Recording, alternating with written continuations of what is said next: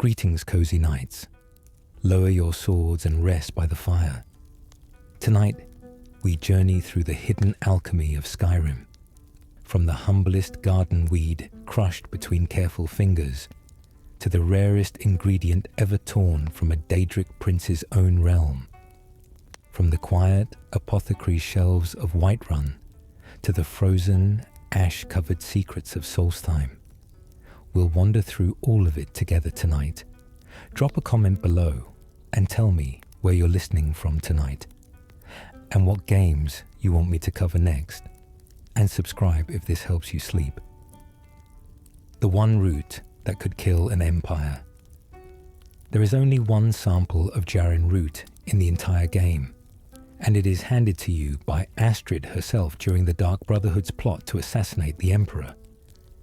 It comes from a rare poisonous plant said to grow only on the distant island of Stros Mackay, far from Skyrim's snow and stone. According to in-game testimony, the root kills by dissolving the lining of the stomach before spreading further through the body, and simply eating it raw can deal between 100 and 600 points of poison damage, depending on the difficulty you've chosen. Because it has no plant data of its own, it cannot be grown in any garden or greenhouse, meaning once it is finally used, it is gone forever. One of the rarest ingredients a Dragonborn will ever hold in their hand. The quest that hands it to you, fittingly called To Kill an Empire, treats the root less like an ordinary ingredient and more like a weapon on loan, expected back the moment its grim job is done.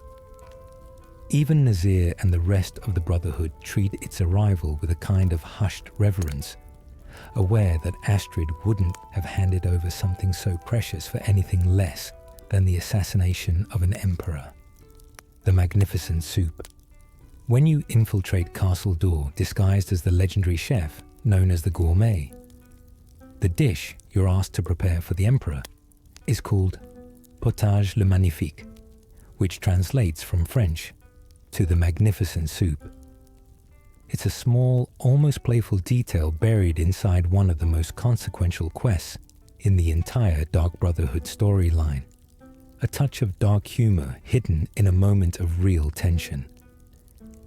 If you peek inside the cooking pot while Gianna carries the finished stew upstairs to the dining hall, you'll notice the pot actually appears completely empty, a tiny visual oversight in an otherwise carefully staged and scripted assassination. Reaching that pot at all requires slipping into the kitchens disguised as the real Gourmet during the quest. Recipe for disaster. A costume swap that only works because the actual chef has already been dealt with elsewhere in Skyrim. The Jarren root gathered earlier in the quest line is the very poison stirred into that pot, meaning these two seemingly separate quest beats are actually two halves of the very same plan. A second chance at every potion. Completing the quest, a return to your roots, grants a permanent ability called Sinderian's Serendipity, which gives you a 25% chance of creating a duplicate potion or poison every single time you brew one at an alchemy lab. It's easy to miss because the quest line requires wandering deep through Blackreach, collecting a rare glowing crimson plant. But for any alchemist serious about their craft, it quietly doubles their effective output for the remainder of the game. Combine it with a high enough alchemy skill, and a single afternoon of gathering ingredients can suddenly stretch into an entire shelf of finished potions. Unlike most alchemy rewards tied to a specific item or perk point, this one works silently in the background forever afterward, with no toggle, no reminder, and no way to turn it off even if a player wanted to. There's no level requirement attached to earning it either, meaning even a brand new alchemist who rushes straight to Blackreach early in the game can walk away with the ability long before they've built up any real skill. 4 effects, no exceptions. Every alchemical ingredient in Skyrim carries exactly 4 hidden effects. a deliberate design change from earlier Elder Scrolls games like Morrowind and Oblivion, where some ingredients had only 1, 2, or 3 effects to discover. Eating a raw ingredient always uncovers its very first effect, but the remaining 3 stay completely hidden until you either brew it into a working potion, read about it in a recipe, or invest in the experimenter perk, which slowly peels back the mystery every single time you take a bite of something new. Standardizing every ingredient at exactly 4 effects made the entire system considerably easier to balance and predict, even if it meant trading away some of the delightful unpredictability longtime fans remembered from earlier games in the series. The game never simply tells you what an ingredient does either. Its description stays deliberately vague until you've actually taken the time to test it yourself at the table or between your teeth. The glowing secret of Blackreach. Crimson Nirnroot doesn't grow anywhere on the surface of Skyrim, no matter how thoroughly you search its rivers and lakes. Its only known habitat is Blackreach, the vast, glowing Dwemer ruin, buried far beneath the ice, where it clusters near mushroom patches, ancient copper pipes, and the damp cavern walls instead of the water's edge like its far more common cousin. Its pale light and its faint, humming song are exactly the same as ordinary Nirnroot, but its origin and the strange, tragic story tied to it belong entirely to Blackreach alone. 30 of these crimson specimens are needed to complete a return to your roots, meaning a thorough sweep of Blackreach's tunnels is unavoidable for anyone chasing the reward waiting at the end of that particular questline. No merchant anywhere in Skyrim stocks it either, meaning the only way to ever add a sample to your satchel is to make the long, careful trip down into Blackreach and gather it yourself. The old man who died happy, Nurelion, the elderly high elf alchemist who runs the White Phial in Windhelm, spent his entire life hunting for the shop's very namesake, a legendary vessel said to purify and endlessly refill anything poured inside it.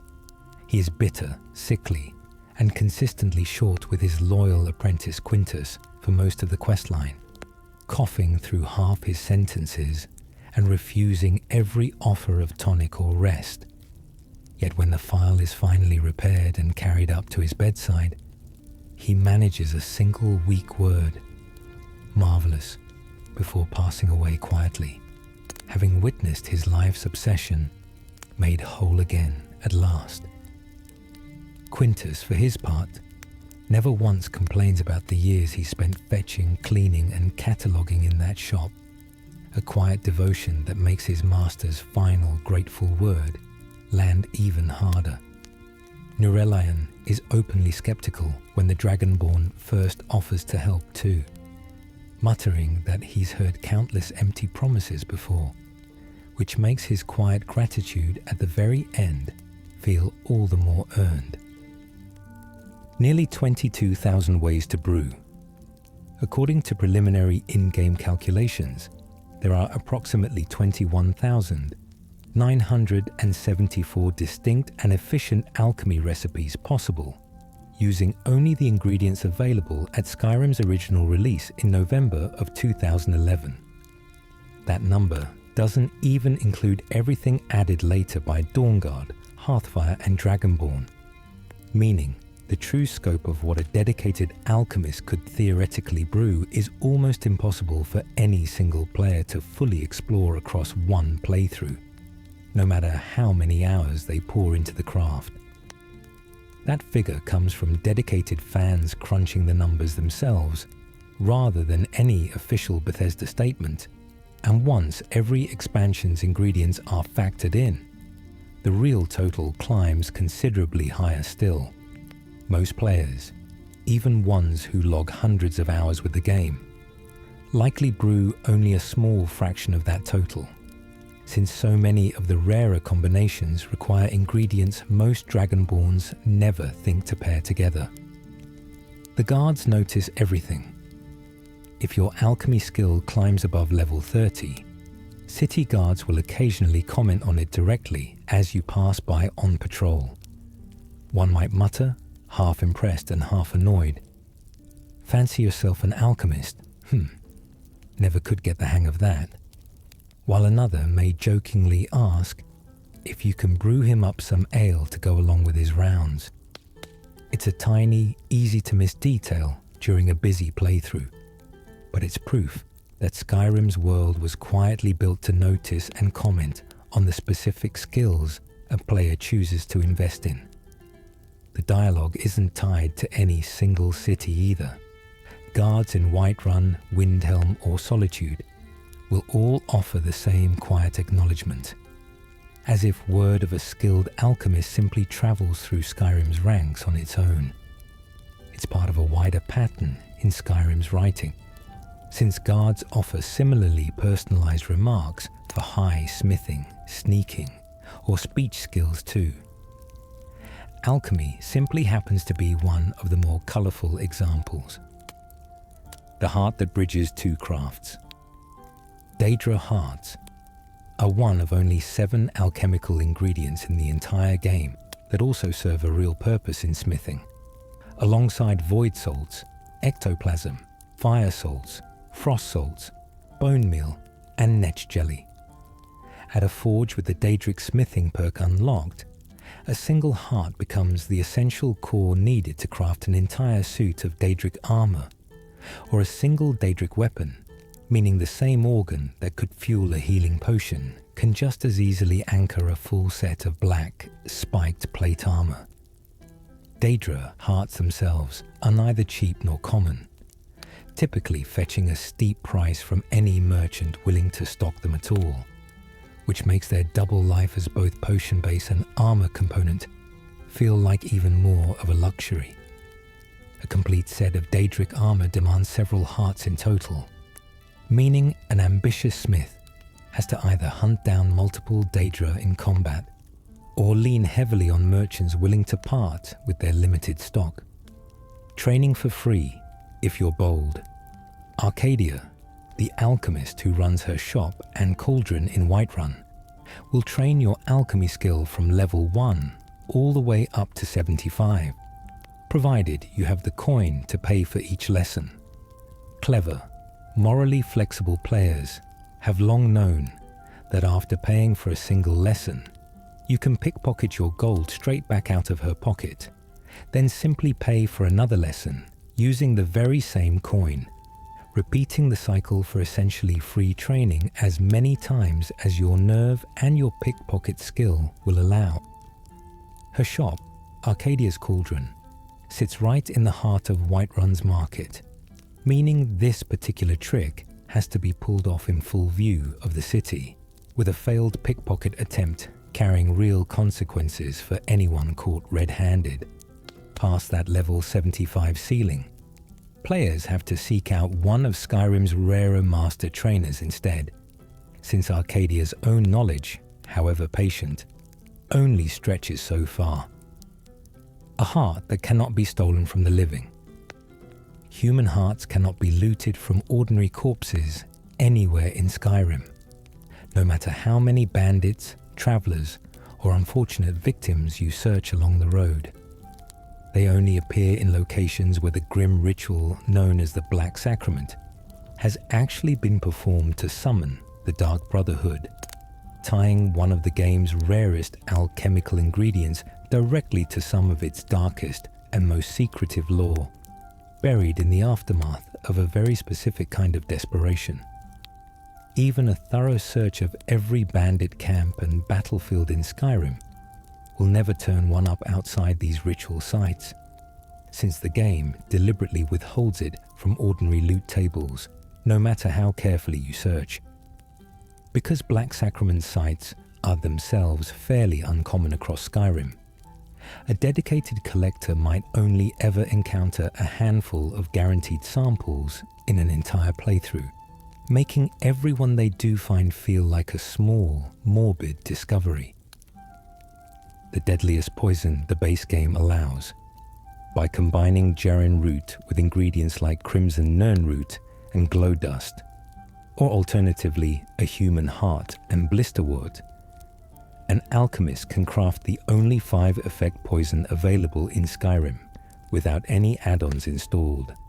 Its combined properties include damage to health, damage to magicka regeneration, damage to stamina, and a lingering frenzy effect.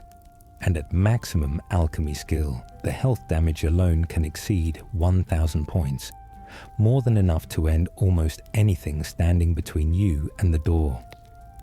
Reaching that full, horrifying ceiling requires a fully leveled alchemist with every relevant perk already invested, meaning the poison's true potential is reserved only for players who've spent considerable time mastering the craft first.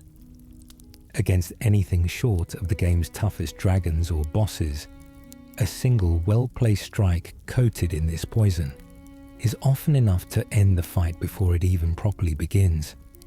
The skeleton riddled with arrows, Sindarian, the master alchemist whose name is scattered across quests, journals, and even a small field laboratory hidden inside Blackreach, ultimately died there while pursuing his lifelong obsession with Crimson Nirnroot.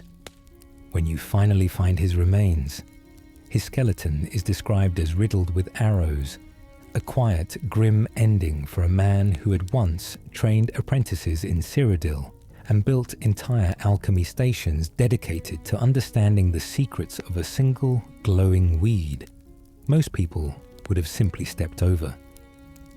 His research didn't die with him entirely though, since Avrusa Sarethi, another alchemist working near Blackreach's edge, eventually picks up where his notes left off, giving his obsession a strange kind of afterlife. His small field laboratory sits tucked into one of Blackreach's quieter corners, easy to walk past entirely if a player is more focused on the cavern's looming Dwemer machinery than its scattered pockets of abandoned research. Alchemy grows stronger with every level. Each point invested in the alchemy skill increases the effectiveness of every potion and poison you craft by 0.5%, meaning character with 100 skill produces concoctions 50% stronger than an untrained beginner working with the exact same combination of ingredients. It's a slow, steady climb rather than a dramatic one, but it means the identical mix of flowers, fungus, and creature parts becomes dramatically more powerful purely through patient, repeated practice at the alchemy table. That bonus stacks on top of any Fortify alchemy gear a player happens to be wearing at the time of brewing, meaning a well-equipped, high-level alchemist can push their potion's effectiveness far beyond what raw skill alone would ever suggest.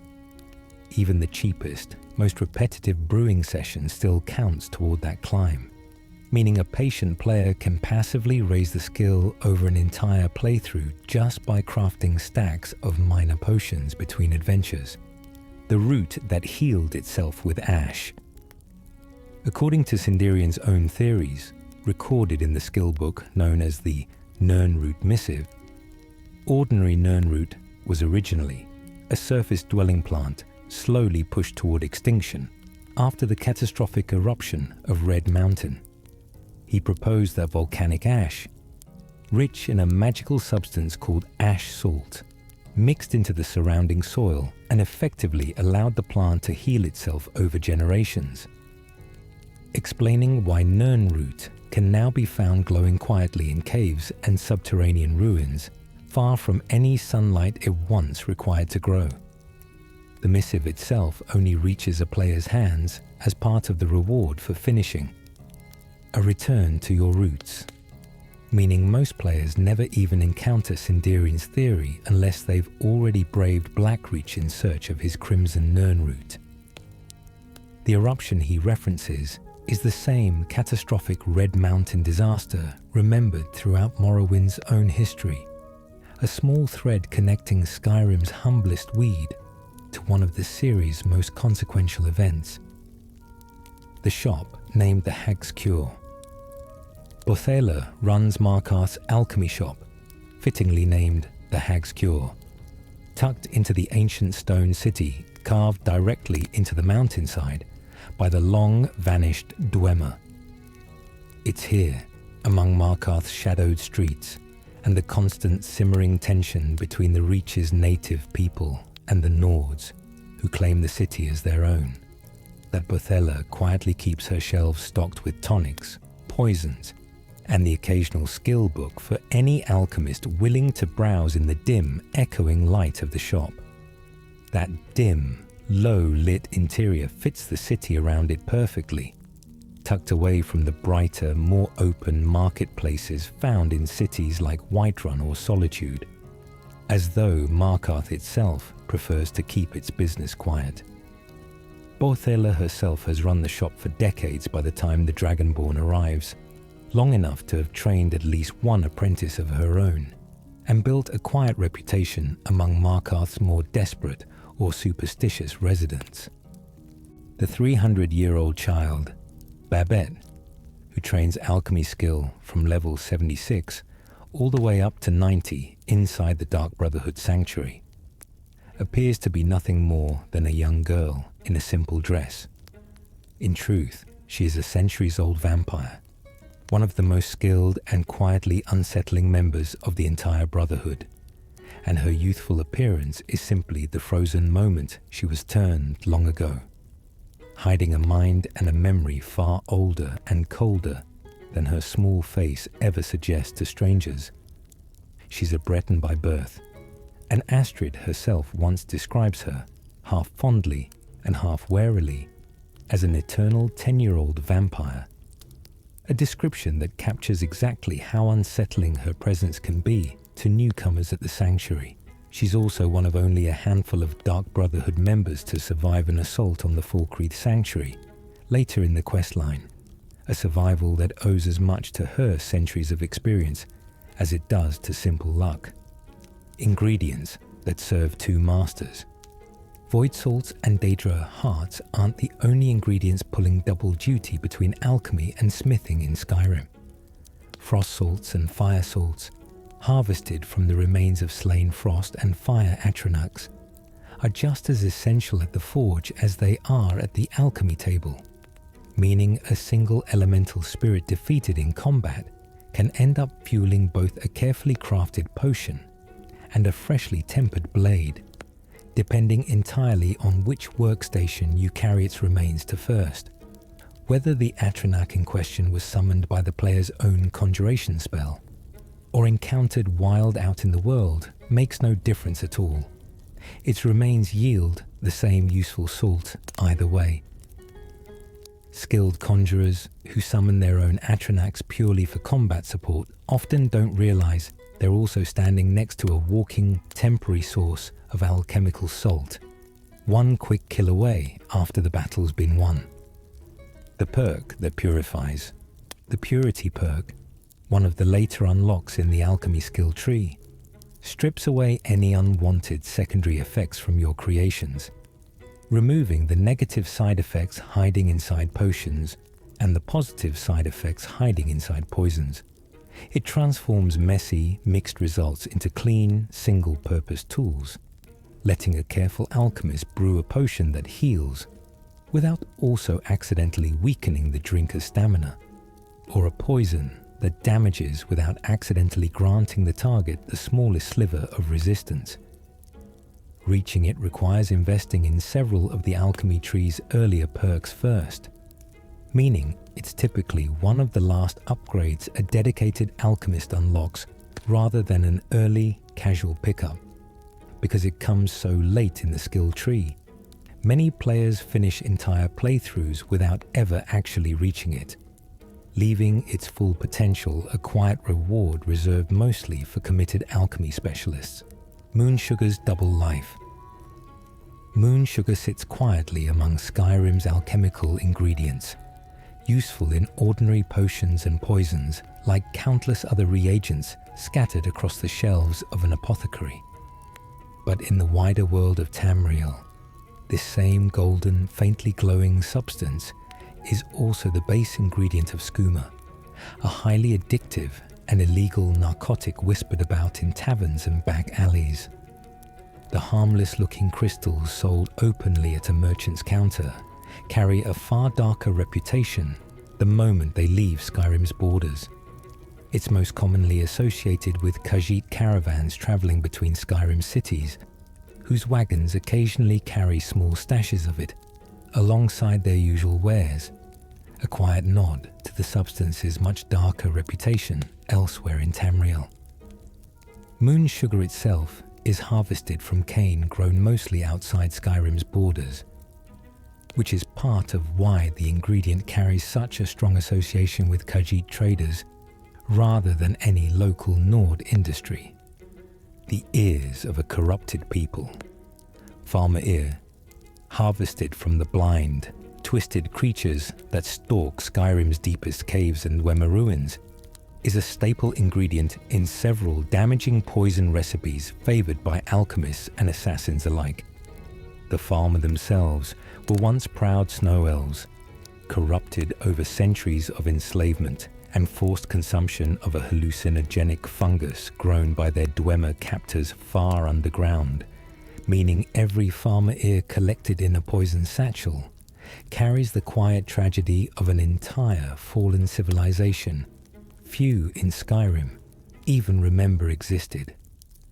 Farmer are most commonly encountered in Blackreach, and the many Dwemer ruins scattered beneath Skyrim's surface, meaning gathering a steady supply of their ears means repeated trips into some of the game's darkest, most hostile environments. Different varieties exist too, from ordinary farmer to hardier shamans and gloom lurkers, meaning the ears gathered from a single expedition can come from creatures of noticeably different strength and menace. 44 roots in the dark. Blackreach contains at least 44 individual crimson nirnroot plants scattered throughout its glowing cathedral-like caverns, though the quest, A Return to Your Roots, only requires you to gather 30 of them for Sindarian's former colleague, Avrusa Serethi. This means a diligent explorer willing to comb every mushroom patch and every rusted Dwemer pipe along the way can complete the entire questline during a single expedition, without ever needing to leave and wait for the plants to respawn. Avrusa Serethi, who receives the finished haul, keeps her own small garden tucked near Riften, where she continues cultivating rarer plants long after the quest wraps up, a detail easy to miss for anyone who doesn't return to check on her. Their faint crimson glow makes them noticeably easier to spot against Blackreach's otherwise blue and green palette, a small mercy for anyone trying to track down all 30 required samples without wasting hours wandering in circles. A second route, if you're clever. Because Astrid hands over the game's only official Jaren root sample during the Dark Brotherhood's assassination plot, resourceful players have discovered that pickpocketing it from her, then brewing it into a potion before officially receiving it from her in dialogue, allows a second sample to be given to you afterward, without ever losing the first. It's a rare, almost accidental exploit, built entirely around the game's own scripted generosity toward a quest item most players assume is one of a kind. It's worth noting that later patches and the special edition have occasionally altered scripted item behavior like this, so results can vary somewhat depending on which version of the game a player happens to be running. Attempting it carries a genuine risk too, since failing the pickpocket attempt against Astrid, one of the more dangerous members of the entire Brotherhood, is a mistake most players only make once. A song that echoes through the ages. The book Song of the Alchemists, which permanently increases your alchemy skill the moment you finish reading it, actually appears not just in Skyrim, but in both Morrowind and Oblivion before it. A rare piece of writing that has survived across 3 separate entries in the series. In Skyrim, it's tied to a small favour for Lami in Morthal, who asks you to track down a copy for the library shelves at the Bard's College in far-off Solitude. Lami's request counts as one of Morthal's Radiant Favor quests, meaning it isn't guaranteed to appear on every single playthrough, making the book's cross-game history all the more special for those who do stumble across the opportunity. Lami herself is a private, somewhat reclusive resident of Morthal, and her willingness to send a stranger chasing down an old book says something quiet about how much the object actually means to her. 611 years of notes. The skill book, De Rerum Direnis, is narrated by an author who claims to be 611 years old, recounting the long history of alchemy through the eyes of the ancient Direni clan of High Rock. Its very title is a quiet nod to the real-world Roman poem De Rerum Natura, meaning on the nature of things, a clever bit of writing that ties Tamriel's fictional history to a genuine piece of classical literature almost no player will ever notice tucked inside a dusty in-game book.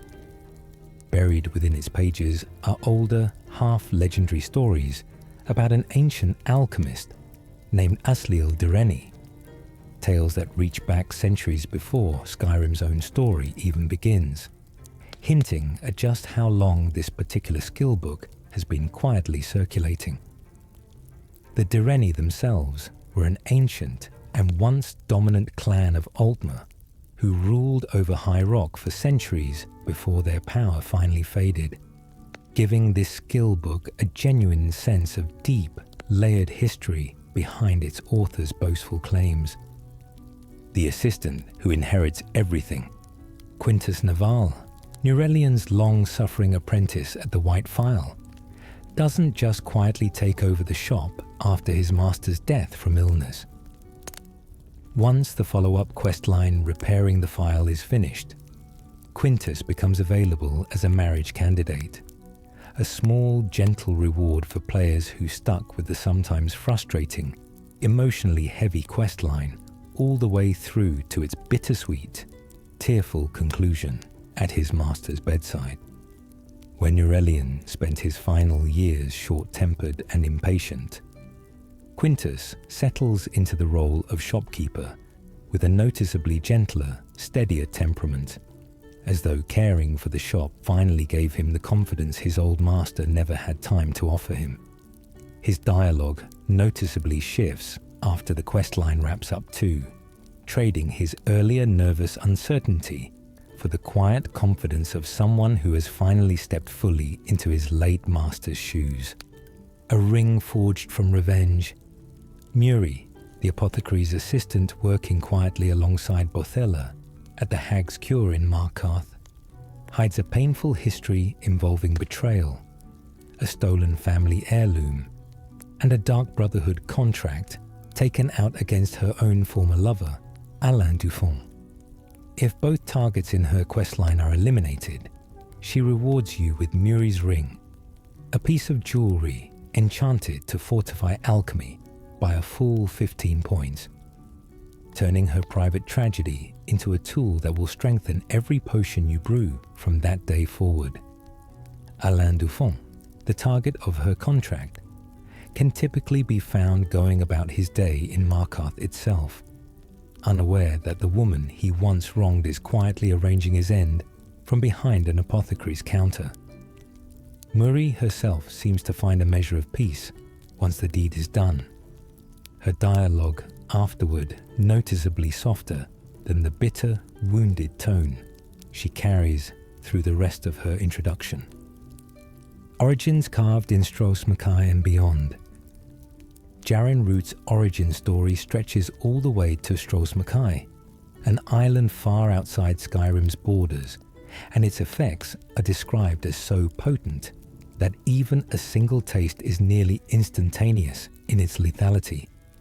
According to wider Elder Scrolls lore, the root works by dissolving the stomach lining before its poison spreads rapidly outward through the body, a gruesome mechanism that explains exactly why the Dark Brotherhood trusted it above nearly any other weapon in their considerable arsenal of blades and poisons, because the plant itself has no growth data anywhere in the game's files, There's no hidden patch or secret garden to discover. Once the Brotherhood's single sample is gone, Jarren Root simply ceases to exist for the remainder of that playthrough. Poisons this potent and this rare were prized precisely because they left little room for a target to recover once exposed, a reputation that made Jarren Root as valuable to the Dark Brotherhood as any blade in their collection. Salt pulled from beyond death. Void salts are gathered almost exclusively from slain storm Atronachs, the crackling elemental spirits summoned by powerful conjurers and dragon priests alike, dropped nearly every time one is defeated in combat. Beyond their alchemical uses at the crafting table, they also play a role in improving the properties of Nightingale armor, linking a salt torn from a living storm to something as quiet and grounded as a thief's enchanted leather. They're also a key component at the Atronach Forge, an ancient device capable of transforming unusual ingredient combinations into entirely different, often more powerful items, giving this single salt yet another purpose beyond the alchemy table and the smithy. They're classified as a rare ingredient in the game's own data too, meaning even well-stocked apothecary merchants only carry them occasionally, pushing most alchemists back toward hunting down a storm Atronach the old-fashioned way, the most valuable root you can farm. Before Hearthfire and Dragonborn introduced Salmon Roe and Boar Tusk into the equation, Giant's Toe held the title of the single most valuable ingredient a player could realistically farm in bulk, since Jarren Root exists in only that one unrepeatable sample. Harvested from the corpses of the towering giants who peacefully tend mammoth herds across Skyrim's open plains, it remains one of the most lucrative ingredients for any alchemist who never crosses paths with the Dark Brotherhood. Paired specifically with creep cluster or ordinary wheat, the resulting potion reliably fetches several hundred gold at full alchemy skill, and because giants themselves respawn at their camps over time, the supply never truly runs dry for a patient farmer. Giants themselves hit hard enough to end a poorly prepared character in just a couple of blows, meaning this particular farming strategy demands a reasonably capable combatant, not just a patient one. A heart. Too similar for comfort.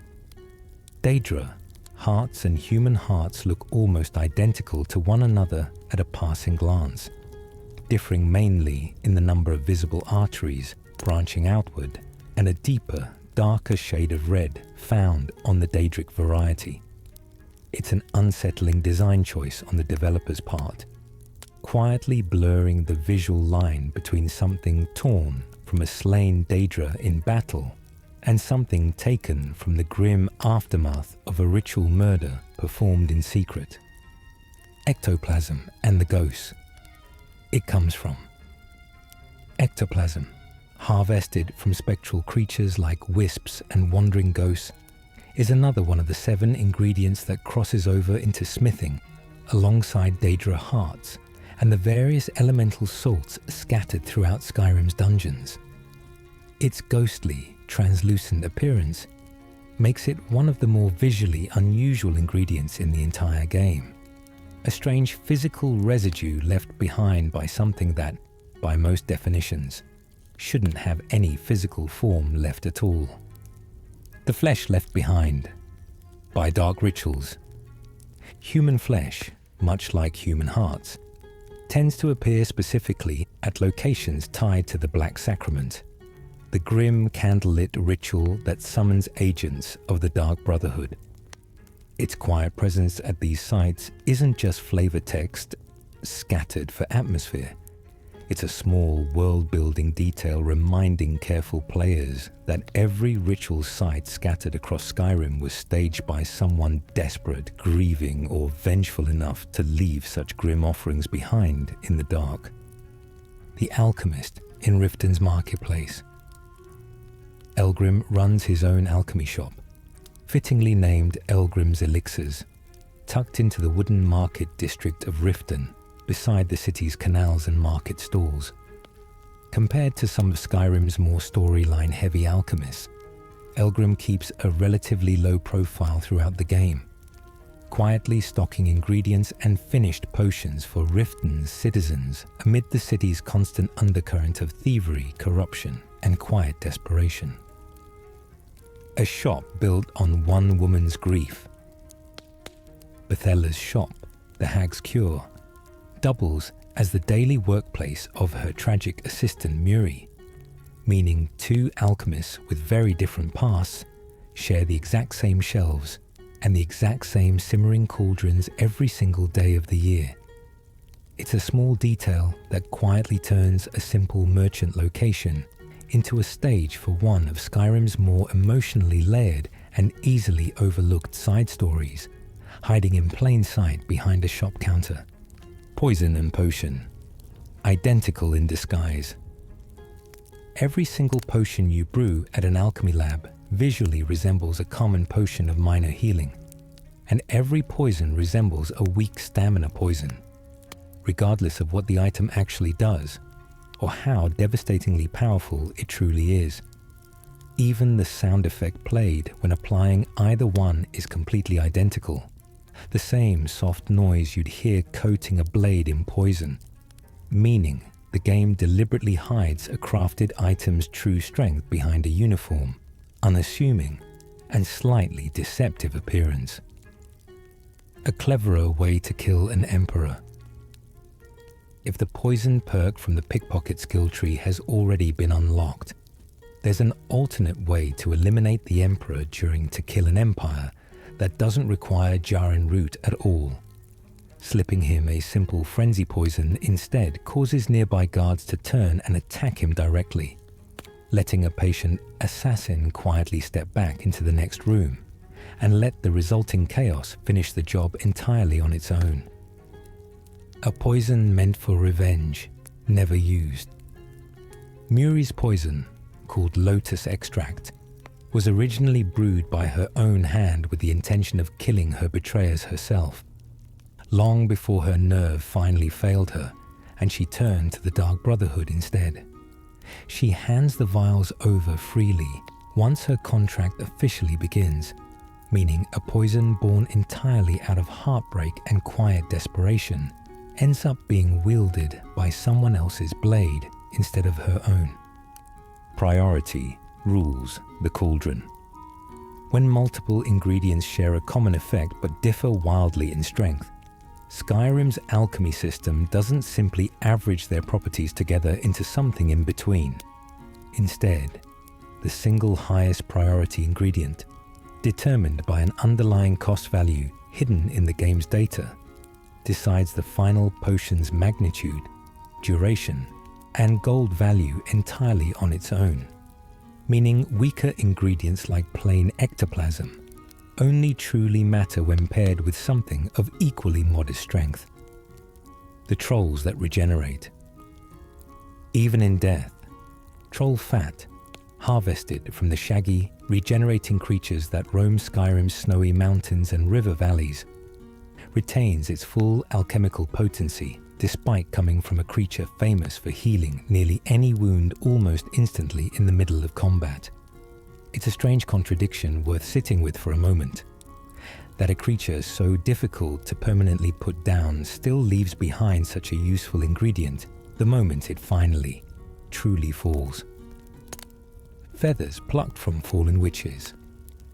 Hagraven feathers and hagraven claws come from creatures that were once ordinary witches, women who willingly transformed themselves through dark, forbidden ritual into something monstrous in exchange for lasting power. Their remains are prized by alchemists precisely because that irreversible transformation left behind ingredients potent enough to reflect the strength they sacrificed absolutely everything to gain, a bargain most of them likely regretted long before the end. The heart torn from a forsworn warrior. Briar hearts, taken from the fallen forsworn warriors of the Reach, are required to repair the White Phial during Quintus Naval's questline. alongside a patch of unmelting snow from the peak of the throat of the world and finely powdered mammoth tusk. It's a strange, almost poetic detail that the final piece needed to restore a legendary alchemical artifact comes from the sacrificed heart of a warrior twisted by dark magic entirely his own. The cure that cannot be brewed. Despite dozens of poisons and potions available to a truly skilled alchemist, curing poison itself is not something you can craft at an alchemy lab, no matter how many ingredients you gather. The cure poison effect simply doesn't exist among the game's brewable options, meaning it can only ever be found on potions purchased ready-made from a merchant shelf, a rare and curious gap sitting quietly inside an otherwise remarkably deep crafting system. A flower with a deadly reputation. Deathbell, easily identified by its drooping, bell-shaped purple petals, lives up to its ominous name as one of Skyrim's most reliably damaging poison ingredients. It grows scattered across the wilderness in small, unassuming little clusters near ruins and roadside grass. Easy to walk right past if you don't already know exactly what you're looking for among the ordinary weeds and stone. The berries every beginner knows. Snowberries are among the very first ingredients most new alchemists ever pick up, scattered across low bushes throughout Skyrim's colder regions in bright, easily spotted red clusters that stand out sharply against the snow.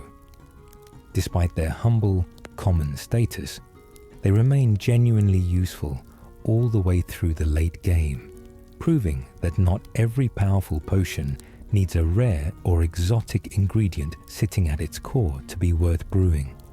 The shadow-blooming nightshade. Nightshade, true to its real-world reputation as a genuinely toxic plant, contributes to several damaging effects whenever it's brewed at an alchemy lab.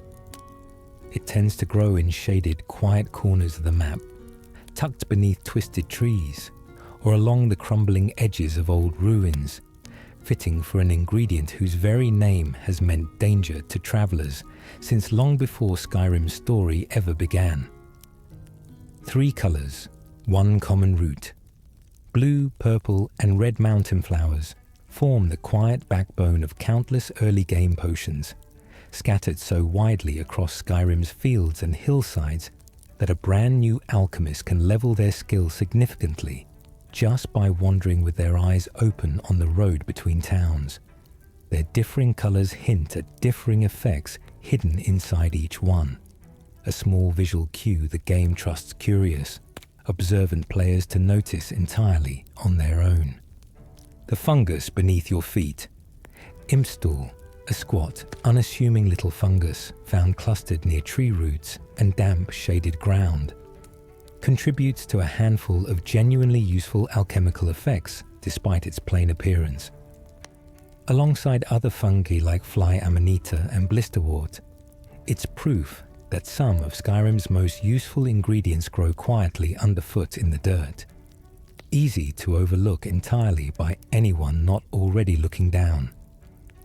The overlooked roots and branches, canis root and thistle branch, rarely get the spotlight compared to flashier ingredients like Daedra heart or glowing nern root, but both contribute meaningfully to Skyrim's alchemical web, appearing in recipes tied to fortifying skills and inflicting steady damage alike. Their plainness is exactly what makes them so easy to gather in bulk, without a single dangerous encounter standing between you and a full satchel.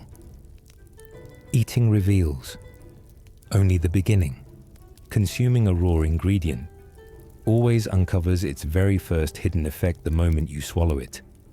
But that single taste is only a small fraction of what the item is truly capable of producing. The remaining 3 effects stay locked away completely until you either successfully brew the ingredient into a working potion or poison, or invest hard-earned perk points into Experimenter, slowly prying its remaining secrets loose, one careful nibble at a time. Ingredients that break their own rules. a handful of ingredients quietly bend Skyrim's normal alchemy math in unexpected ways. River Betty, for example, produces damage health potions 2.5 times stronger than the standard formula would suggest, while Nunroot inflates a finished potion's gold value by more than 12 times without actually changing its true magnitude at all. These hidden multipliers reward players who study the underlying system closely, instead of simply matching listed effects at a glance and moving on. A nearly uncountable number of combinations, with over 100 base ingredients available even before any of the 3 add-ons are installed, and each one carrying 4 separate hidden effects waiting to be discovered. The raw number of theoretically possible combinations climbs quickly into the tens of thousands. It's part of the reason so many players spend dozens of hours simply experimenting at the alchemy table, still stumbling onto fresh, unexpected recipes years into their time with the game. Strength that scales with practice. The 0.5% effectiveness bonus granted per skill point doesn't just apply to healing potions. It applies equally to every single poison you brew as well, meaning a fully leveled alchemist doesn't just heal better in a pinch. They also poison far more devastatingly when the moment calls for it. It's a quiet reminder that Skyrim's alchemy system was deliberately built to reward mastery in both directions at once, healing and harming alike, without favoring one path over the other. 2 or 3, never more at once.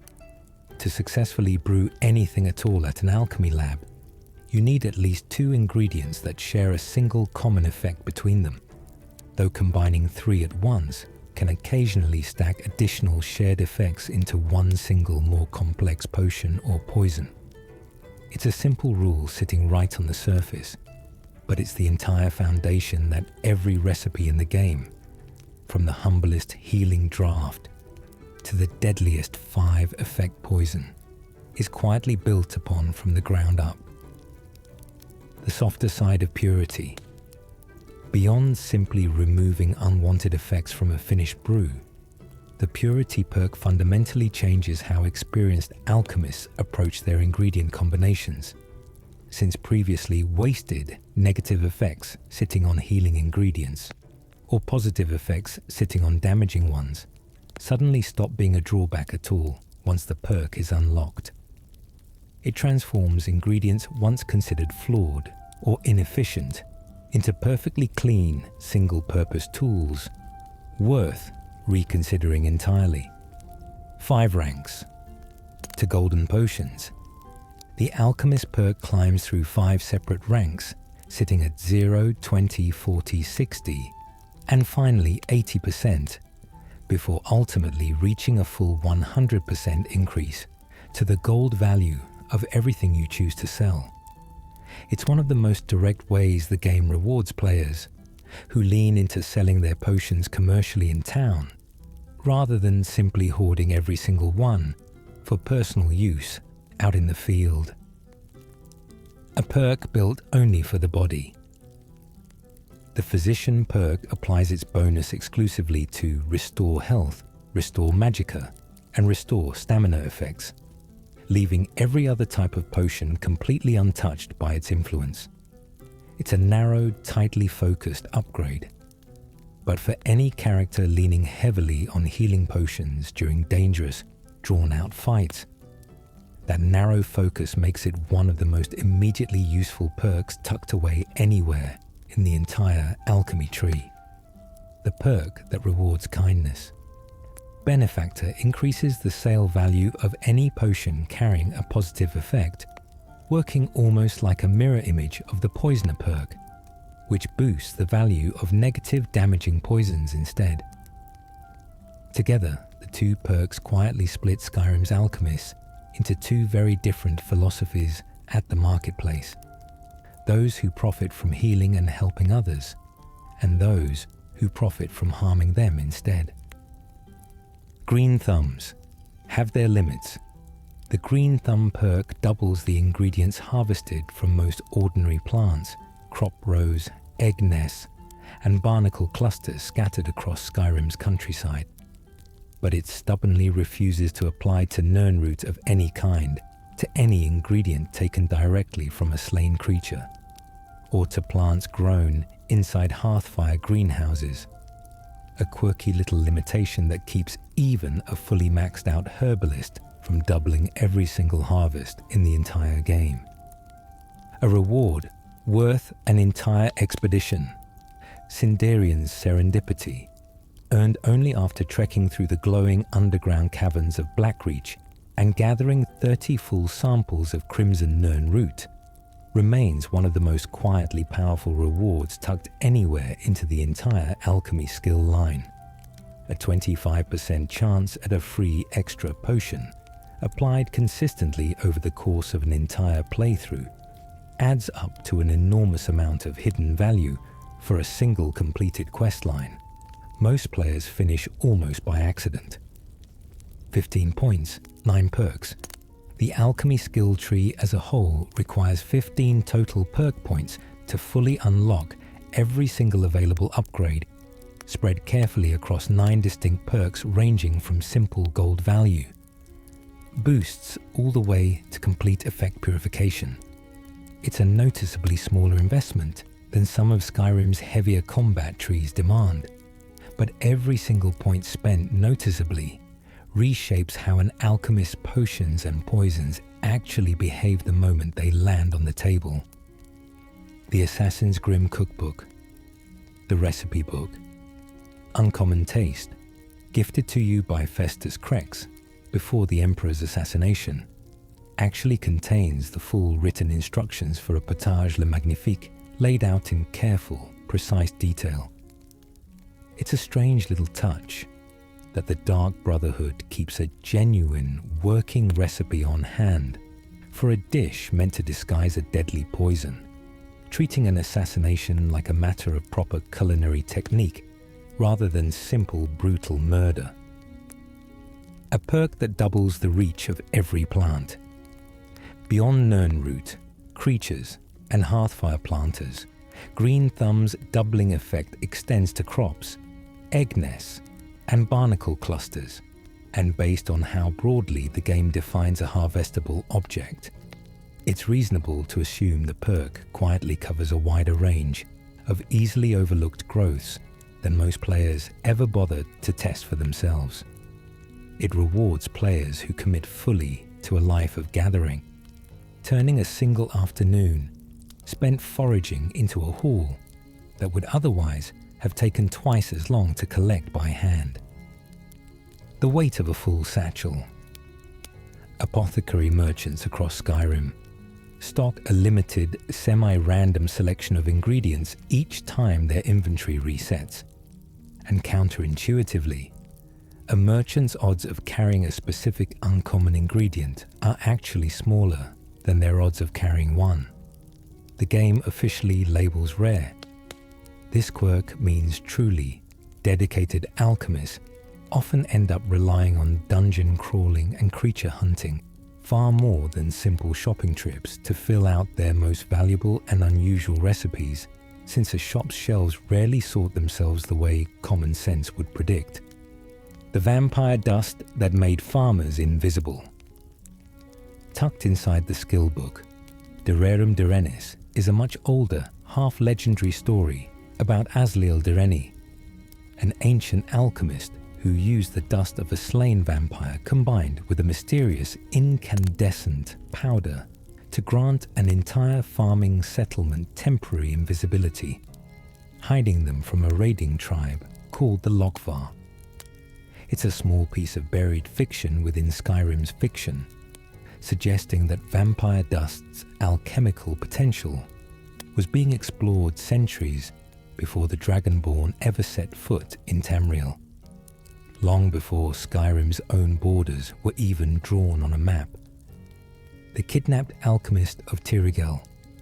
That same story takes a darker turn when the Logvar chieftain, humiliated by Asliel's clever trick, has the alchemist kidnapped and tortured in an attempt to force the secret of the invisibility mixture out of him.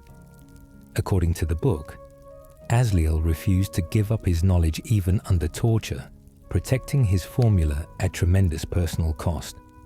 A small, grim reminder tucked inside a skill book that alchemy in Tamriel has always carried real danger for the people brave enough to master it. A cure, older than the Mages Guild.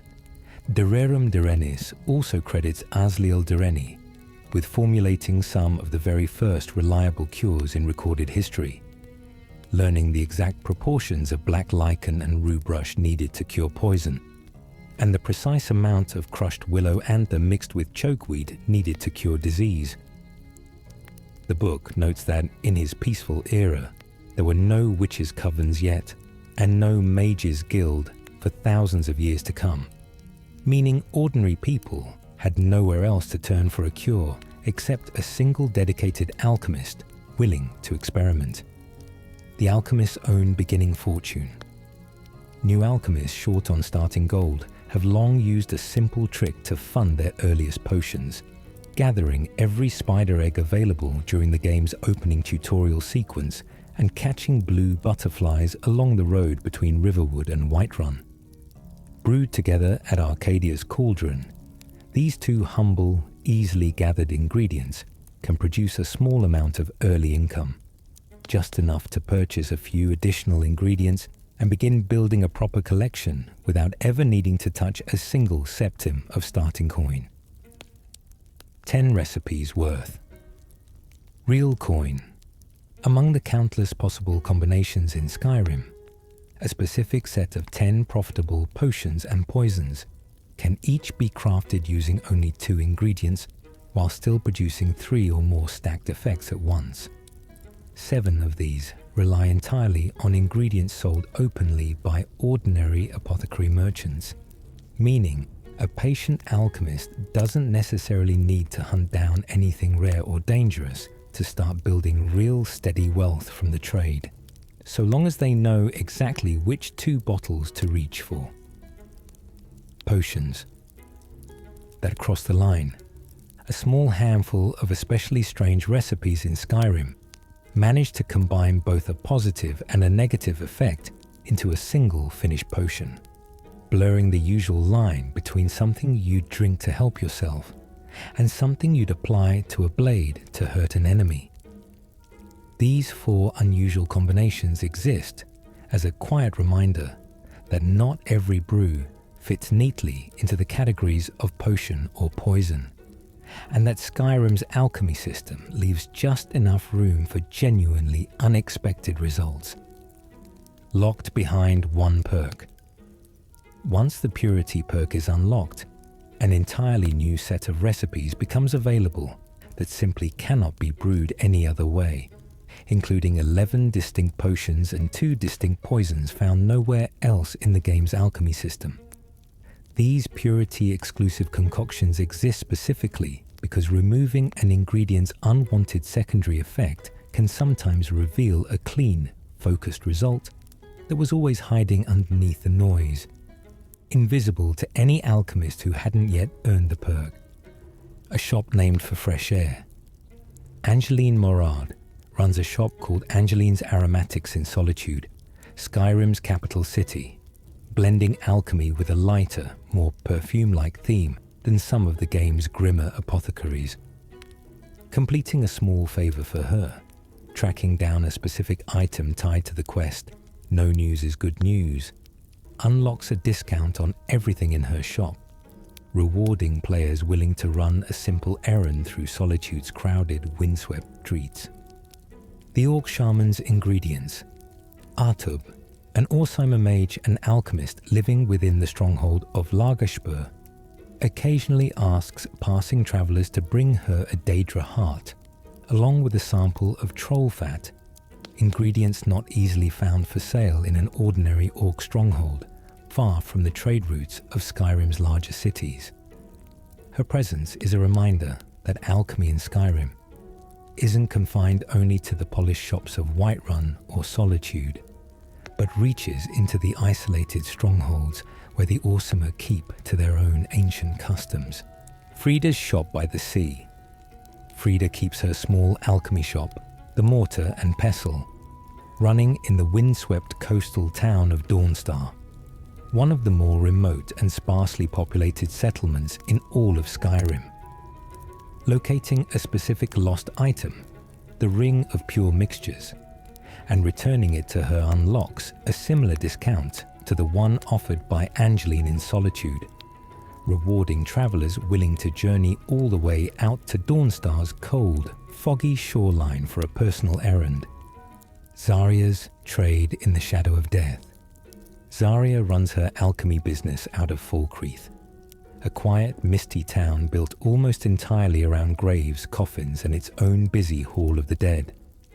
It's a fitting location for an apothecary, tucked into a settlement where death and burial are simply part of daily life, not far at all from the hidden Dark Brotherhood sanctuary, buried beneath the surrounding hills and forest.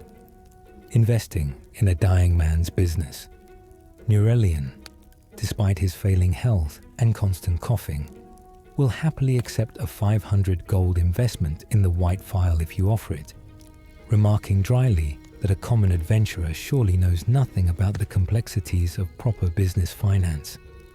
It's a small, darkly funny character beat that a man spending his final days chasing a legendary artifact still finds time to condescend to the very person trying to help him find it.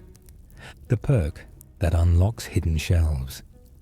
A handful of specific alchemy ingredients simply refuse to appear in a merchant stock at all unless the speech skills merchant perk has already been unlocked, hidden entirely from an ordinary shopper's view, no matter how many times they check back. It's a quiet bit of cross-skill design, rewarding characters who invest in persuasion and trade with access to ingredients that a purely combat-focused Dragonborn might never even know existed on the shelf. Guaranteed hearts at the college. Enther, a shady merchant operating quietly out of the College of Winterhold, reliably stocks 2 guaranteed Daedra hearts in his personal inventory, restocking his golden goods the way most Skyrim merchants do every couple of days. For any student of the college also dabbling in alchemy or Daedric smithing, Enther's little corner of the courtyard quickly becomes one of the single most dependable sources of an ingredient that's otherwise frustratingly rare to stumble across in the wild. A foolish alchemist's lucky accident. The in-game poem, Song of the Alchemist, tells the comic tale of a clumsy royal alchemist who accidentally invents a potion meant to make himself smarter, purely by accident, after a laboratory explosion forces him out of his old position at court. Scholars within the game's own fiction note the poem's deliberately simple sing-song rhyme scheme and its gentle mockery of overly proud intellectuals, a rare moment of genuine comedy tucked inside Skyrim's otherwise fairly serious library of alchemical texts. Ingredients that cook as well as they cure. A handful of alchemical staples pull triple duty far beyond the alchemy lab, since salt piles and garlic are both commonly used in ordinary cooking recipes as well, and with the Hearthfire add-on installed, salt piles and chicken eggs become genuinely useful for baking bread and pastries at a homestead oven too.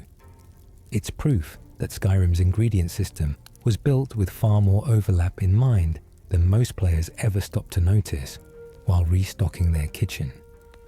A strike that doesn't linger.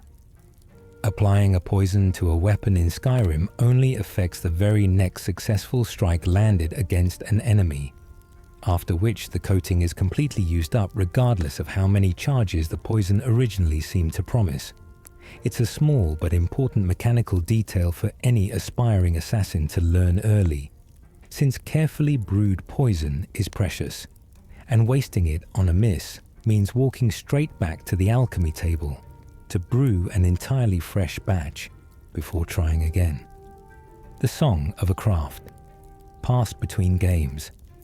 Beyond simply appearing in 3 different Elder Scrolls titles, Song of the Alchemist carries the small in-universe note that it eventually became a popular tavern song throughout High Rock, before slowly fading out of common memory and surviving only in scholarly books. It's a quiet, easily missed detail that gives Skyrim's alchemy tradition a sense of real cultural history stretching back centuries, long before any dragonborn ever picked up a mortar and pestle of their own. A perfumer's ledger in solitude. Beyond the discount unlocked through her personal favor, Angeline Morad's shop leans into a gentler branch of alchemy focused on fragrance and refinement rather than combat, standing in quiet contrast to shops like the Hag's Cure or Elgrim's Elixirs, which lean far more heavily into poisons and battlefield tonics. It's a small reminder that alchemy in Skyrim isn't a single tradition at all, but a whole spectrum of practice stretching from delicate perfumery in a capital city shop to grim poison craft, whispered about in back alleys. The steward who needed a cure. Bothella's own favor, known as Bothella's discreet delivery, involves quietly carrying a stallion's potion to Rarek, the Jarl of Markarth's steward, a task that ties her small apothecary directly into the private business of Markarth's keep. Completing it earns a friendlier disposition from Bothella, much like the favors owed to Angeline and Frida elsewhere in Skyrim. Proof that even Markarth's alchemists aren't entirely insulated from the quiet, embarrassing errands constantly trading hands inside the Jarl's own household. A craft that rewards patience above all. Unlike smithing or enchanting, where a single, well-chosen material can carry an entire piece of gear, alchemy in Skyrim rewards slow, patient accumulation, more than any other crafting skill in the game, since even the most powerful poison or potion still begins as nothing more than 2 or 3 humble plants pulled from the dirt. It's a craft built for travelers willing to stop mid-journey and crouch down over a patch of wildflowers, rather than those who'd rather rush straight past them toward the next dungeon on the horizon. Bone meal and the bridge. Between trades. Bone meal, gathered from skeletons, Draugr, and dragon priests alike, rounds out the short list of 7 ingredients shared between alchemy and smithing. Alongside Daedra hearts, void salts, ectoplasm, fire salts, frost salts, and netch jelly. It's easy to walk past a scattered pile of bones in a crypt without a second thought. Yet to a dedicated crafter, that same pile represents raw material for both a finished potion and a properly tempered piece of gear. A choice that shapes the file forever. Once the white file is finally restored at the end of Quintus Navale's questline, he offers you a permanent choice in how its regenerating liquid will behave from that point forward, letting you select the power of healing, resistance to magic, or raw toughness in battle. It's a rare moment in Skyrim where an alchemical artifact's function is left entirely in the player's hands. A small but personal reward for seeing Nurelian's lifelong obsession through to its quiet, bittersweet end. The soul gem, hidden in a barrel, tucked away inside a barrel beneath the stairs of the white file, sits a soul gem tied to an easily missed, unmarked quest called Help Wylandrya, connecting Nurelian's humble Windhelm shop to a wandering, absent-minded court mage struggling with magical mishaps elsewhere in the city. It's the kind of small, easy-to-overlook detail that rewards players who take the time to actually search a shop's shelves and corners, rather than simply browsing the merchant's trade menu and moving on. Counted as theft, even from a friend. A second Daedra heart can occasionally be pickpocketed from Kodlak Whitemane, the aging harbinger of the companions, but doing so counts as an act of theft unless the companion's own questline has already been completed. It's a small, easily overlooked detail that quietly reinforces just how personally the game treats even its most powerful allies, refusing to hand out free passes simply because someone happens to be a trusted, respected friend. A craft. Without shortcuts. Unlike enchanting, where a single powerful soul gem can carry an entire enchantment on its own, or smithing, where the right perk can transform an ordinary blade into something legendary in seconds, alchemy in Skyrim offers no true shortcuts of that kind. Every single potion still has to be built up carefully from at least 2 properly matched ingredients, meaning true mastery of the craft comes only from patient repetition, not any single lucky discovery waiting to be stumbled upon. The elixir that started it all. Sindarian's obsession with Nirnroot actually began long before Skyrim's own story, back in Cyrodiil, where an earlier version of the same alchemist rewarded travelers who gathered enough Nirnroot with a potion called the Elixir of Exploration, prized for making dungeon delving easier and safer. That earlier storyline, called Seeking Your Roots, quietly sets up everything that follows in Skyrim, giving A Return to Your Roots its name as a deliberate echo of a much older, half-forgotten quest. A lab you cannot carry. Unlike some crafting stations scattered throughout Skyrim, alchemy strictly requires access to a proper, fixed alchemy lab, meaning no amount of ingredients gathered on the road will let you brew a single potion out in the wilderness. It's a small design choice that quietly shapes how alchemists actually play the game, forcing careful inventory management and regular trips back to a home, shop, or dungeon lab, rather than allowing potions to be conjured up on demand mid-journey. The book, hiding behind the counter. A copy of the skill book, Herbalist's Guide to Skyrim, sits tucked beneath the counter inside Bothella's own shop, The Hag's Cure. An easy detail to miss for anyone who doesn't take the time to actually crouch down and search the shelves of every apothecary they visit. It's a small reward for genuine curiosity, permanently boosting alchemy skill for any player patient enough to actually explore a merchant shop rather than simply opening their trading menu. The Frost Troll exception. While ordinary trolls regenerate health almost instantly during combat, making them a genuine threat to unprepared travelers, their frost-dwelling cousins found further north share the same alchemical ingredient, despite living in a far colder, harsher environment near the northern coastline. It's a small consistency in Skyrim's ingredient design, treating troll fat as a single unified ingredient, no matter which frozen or temperate corner of the map a particular troll happens to call home. A discount worth chasing. Beyond Angeline, Frida, and Bothella, several of Skyrim's other alchemists offer similar personal favors that unlock a standing discount on every future purchase made at their shop, quietly rewarding players who take the time to build a real relationship with a single merchant, instead of simply shopping wherever happens to be nearest. Over the course of an entire playthrough, those small percentage discounts can add up to a genuinely significant amount of gold saved on ingredients and finished potions alike. The ingredient that counts as food. A handful of alchemical ingredients scattered across Skyrim, including certain eggs and cuts of meat, are also formally classified as food, meaning they can restore a small amount of health, or simply be eaten for flavor and roleplay, without ever touching an alchemy lab at all. It's a quiet overlap between two different systems, letting the same chicken's egg either strengthen a crafted potion, or simply become part of an ordinary meal cooked over a campfire.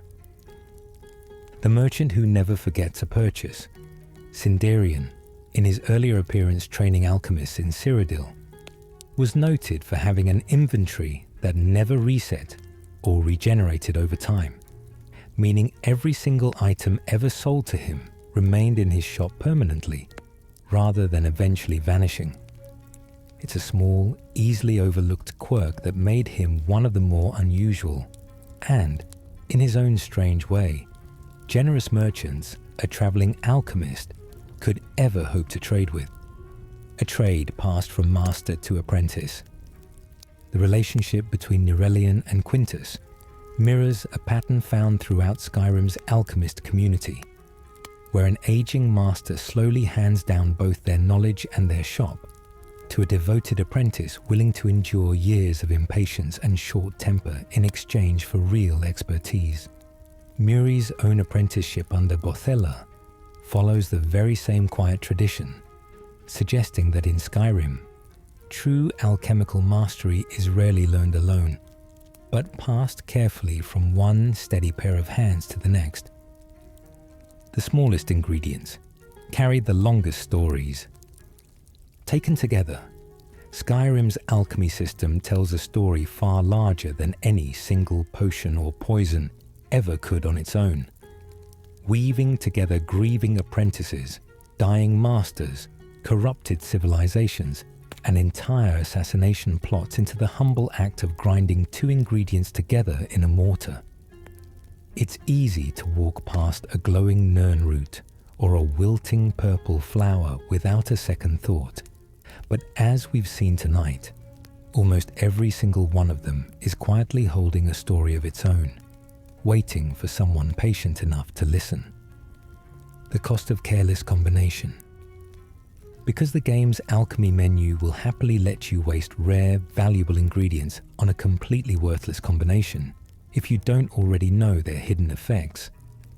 Careful experimentation is almost always safer performed with cheap, common plants first before ever risking something as precious as a Daedra heart or a sample of crimson nirnroot.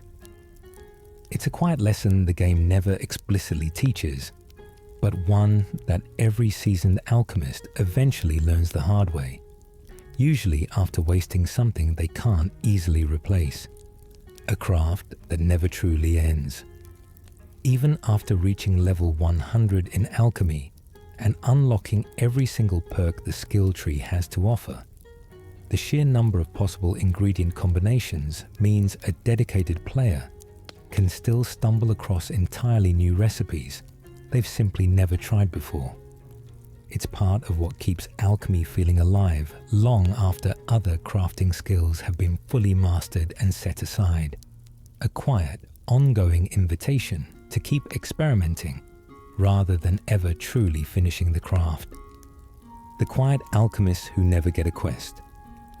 Not every alchemist scattered across Skyrim comes attached to a memorable quest line or a tragic personal story, and merchants like Elgrim in Riften or the shopkeepers tucked into smaller orc strongholds simply exist to buy and sell day after day without ever asking the Dragonborn for a single favor. Their quiet, unremarkable presence is its own kind of world building, a reminder that not every trade in Skyrim needs a dramatic story attached to feel like it genuinely belongs in the world. The most valuable potion in the realm. With the Hearthfire add-on installed, a single combination stands above every other potion recipe in the base game and its official expansions, Salmon Roe brewed together with Nordic barnacle and garlic, producing a water-breathing potion that can sell for close to 5,000 gold at high alchemy skill with the right perks invested. Salmon Roe itself only comes from catching salmon mid-leap as they jump up waterfalls and rapids, from salmon killed with an arrow or a well-placed shout, or from the two unique dead fish known to yield it in specific locations, meaning the single most valuable potion any alchemist can craft in the entirety of Skyrim. Across every official expansion combined, ultimately begins with something as unglamorous and ordinary as standing knee-deep in a cold, rushing river, waiting patiently for the right fish to jump. It's a strange, quiet irony worth sitting with for a moment, that the game's crown jewel of alchemical wealth has nothing to do with Daedra hearts, ancient artifacts, or rare Dwemer ruins, and everything to do with patiently fishing beside a waterfall until the right silver flash breaks the surface, then carrying that single fragile egg sac all the way back to a proper alchemy lab without losing it along the way, since a single drop sample means starting the whole process over again from the riverbank. A row that breaks its own rules. Salmon Row quietly breaks the game's usual pattern for how long an effect is supposed to last, since its Fortify Magicka property only lingers for 5 seconds instead of the standard 60 seconds most Fortify effects carry, while its water-breathing property stretches out to a full 60 seconds instead of the usual 5 seconds. Most other water-breathing ingredients offer elsewhere in the game. On top of that reversal, the water-breathing effect itself is valued at more than 15 times higher in gold than it would be on any other comparable ingredient in the game, which is precisely why a potion built around Salmon Row so dramatically outsells almost anything else an alchemist could ever hope to brew, even ingredients most players would normally consider exotic or genuinely dangerous to gather. Add maximum alchemy skill combined with powerful enough Fortify alchemy gear. A single potion built from this reversed inflated formula can stretch a few seconds of underwater breathing into 10 minutes or more. An absurd, almost accidental byproduct of how the game quietly calculates value behind the scenes, hidden inside a fish egg most players would otherwise throw away without a second thought. Tossing aside what is quietly one of the single most valuable crafting ingredients the game has ever included in any of its official expansions. 20 ways to stack 4 effects. Skyrim's ingredient system is deep enough that dedicated alchemists have documented at least 20 distinct combinations capable of producing a full 4 effects in a single potion, the maximum number any ingredient is ever able to carry at once. Reaching that 4th and final effect requires very specific, often unintuitive overlaps between 3 carefully chosen ingredients, since all 3 must share not just one, but several hidden properties simultaneously. A genuine puzzle buried underneath the game's simple 2 or 3 ingredient brewing interface that never explains itself outright. Discovering even one of these 4 effect recipes by pure accident, without consulting a guide or spending years quietly experimenting at an alchemy lab, is treated as something of a badge of honor among Skyrim's most dedicated brewers. Proof of a level of ingredient knowledge that goes well beyond simply matching a single shared effect and calling it a day. The sort of quiet mastery that only comes from genuinely living inside the craft for a long time. Brewing potion after potion, long after the game has stopped offering any obvious reward for doing so. The toe that ruled before the harvest.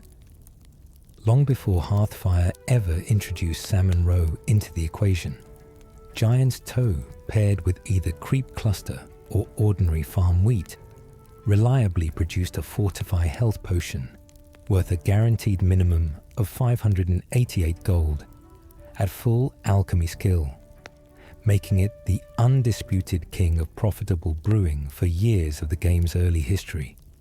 It's a humble, almost comical combination when you stop to picture it.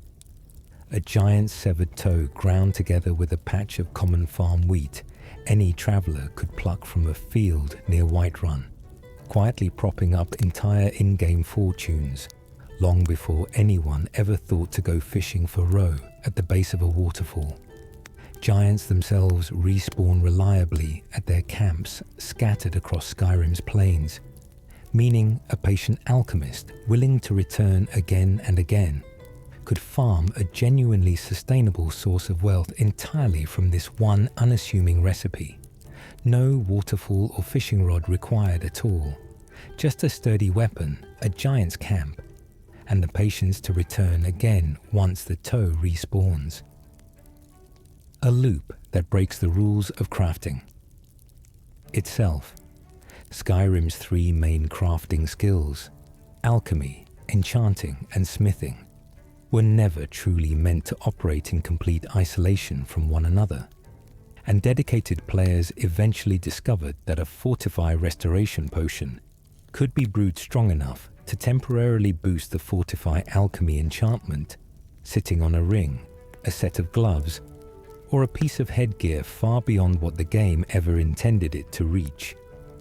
Wearing that freshly inflated gear and brewing another Fortify Restoration potion pushes the enchantment strength even higher than before, and repeating the cycle enough times can produce enchantments and potions so absurdly powerful they effectively break the game's own internal math, turning a starting character into something capable of one-shotting nearly anything in Skyrim within minutes of finishing the loop.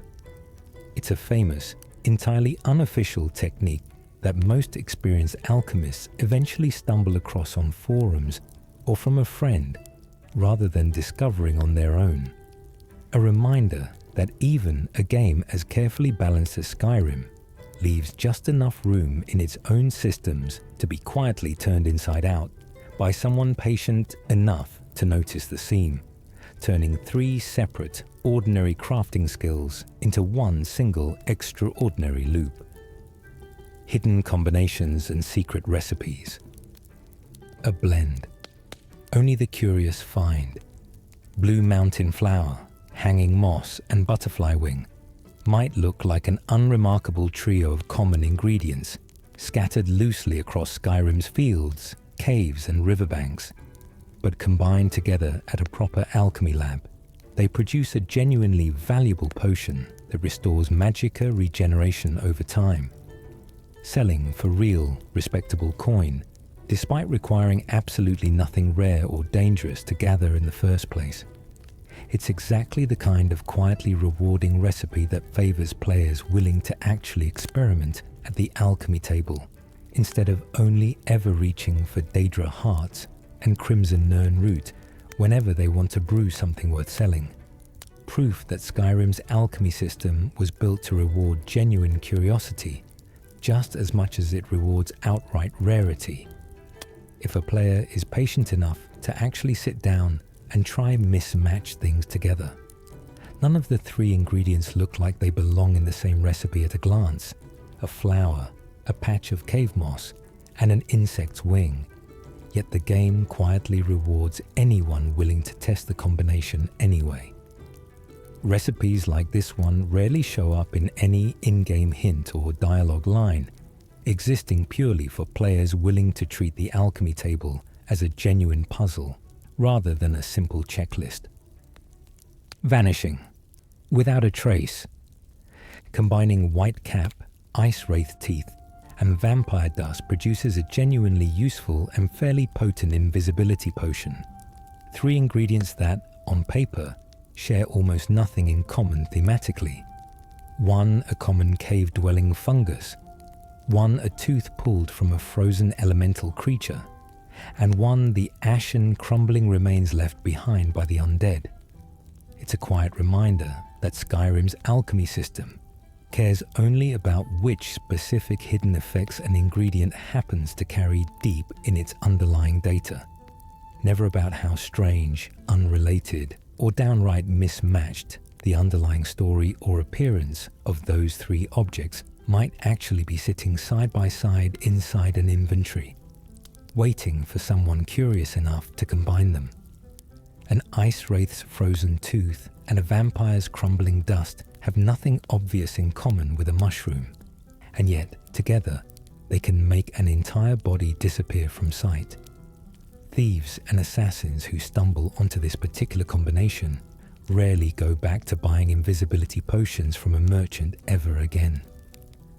The slow poison few, Everbrew, fire salts, salt pile, and deathbell combine into a poison that inflicts the rare and frequently overlooked slow effect, hampering an enemy's movement speed rather than simply chipping away at their health the way most poisons in the game are built to do by default. It's a genuinely tactical recipe rather than a purely damaging one. useful for anyone trying to control the pace of a dangerous fight, slow down a fleeing target before they escape entirely, or simply create distance rather than end an encounter as quickly and violently as possible. And it's easy to overlook entirely among Skyrim's flashier, more overtly violent poison combinations built purely around raw damage numbers and nothing else. Salt Pile in particular is so ordinary that most players use it purely for cooking, never once suspecting it holds a genuine, tactical use hidden inside its second effect. It sits on nearly every kitchen shelf in Skyrim, quietly doubling as one of the cheapest tactical poison ingredients in the entire game.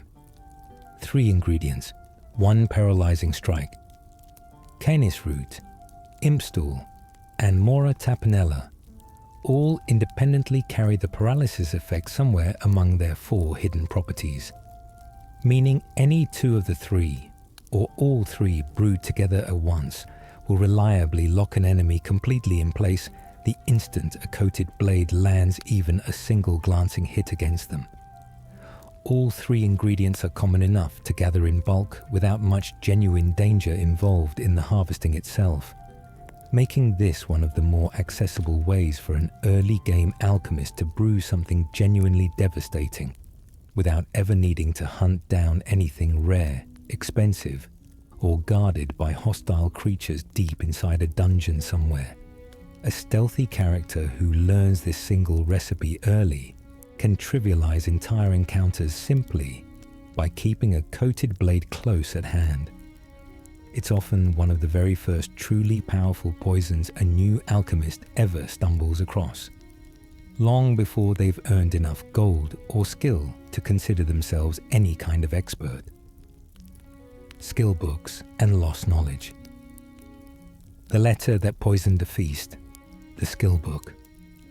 A game at dinner, tucked away on the upper floor of Windhelm's new Neesis Corner Club, and also hidden inside a locked bedroom at Honningbrew Meadery in Whiterun, actually tells a tense first-person account of a royal dinner in Morrowind, where a nervous court advisor grows increasingly convinced that a mysterious visiting alchemist has been quietly hired to poison someone seated at the table that very night. The letter describes counting every dish, every flagon of wine, and every uneasy glance passed around the crowded table. The narrator never quite certain whether the danger has already come and gone, or is still patiently waiting in the very next course to be served to an unsuspecting guest. It's a small piece of imported fiction from an entirely different Elder Scrolls game, permanently sharpening the reader's own alchemy skill in Skyrim the moment they finish the final line, tying a tense Morrowind-era assassination story directly into a Nord apothecary shelf centuries later, long after the actual dinner it describes has been forgotten by everyone but the page itself. The letter never fully resolves whether anyone actually dies, leaving its ending as unsettled as the dinner party it describes, closing mid-conversation as if the writer themselves were too afraid to keep recording what happened next. The necromancer's own words. The skill book, Manimarco, King of Worms, can be found resting on a stone altar in Evergreen Grove, and again sitting inside the functioning alchemy lab of Nightcaller Temple in the Pale, a fort long ago claimed by priests of the Daedric Prince Vermina, who filled its halls with dreams, sleeping gas, and quiet suffering long before any Dragonborn arrived.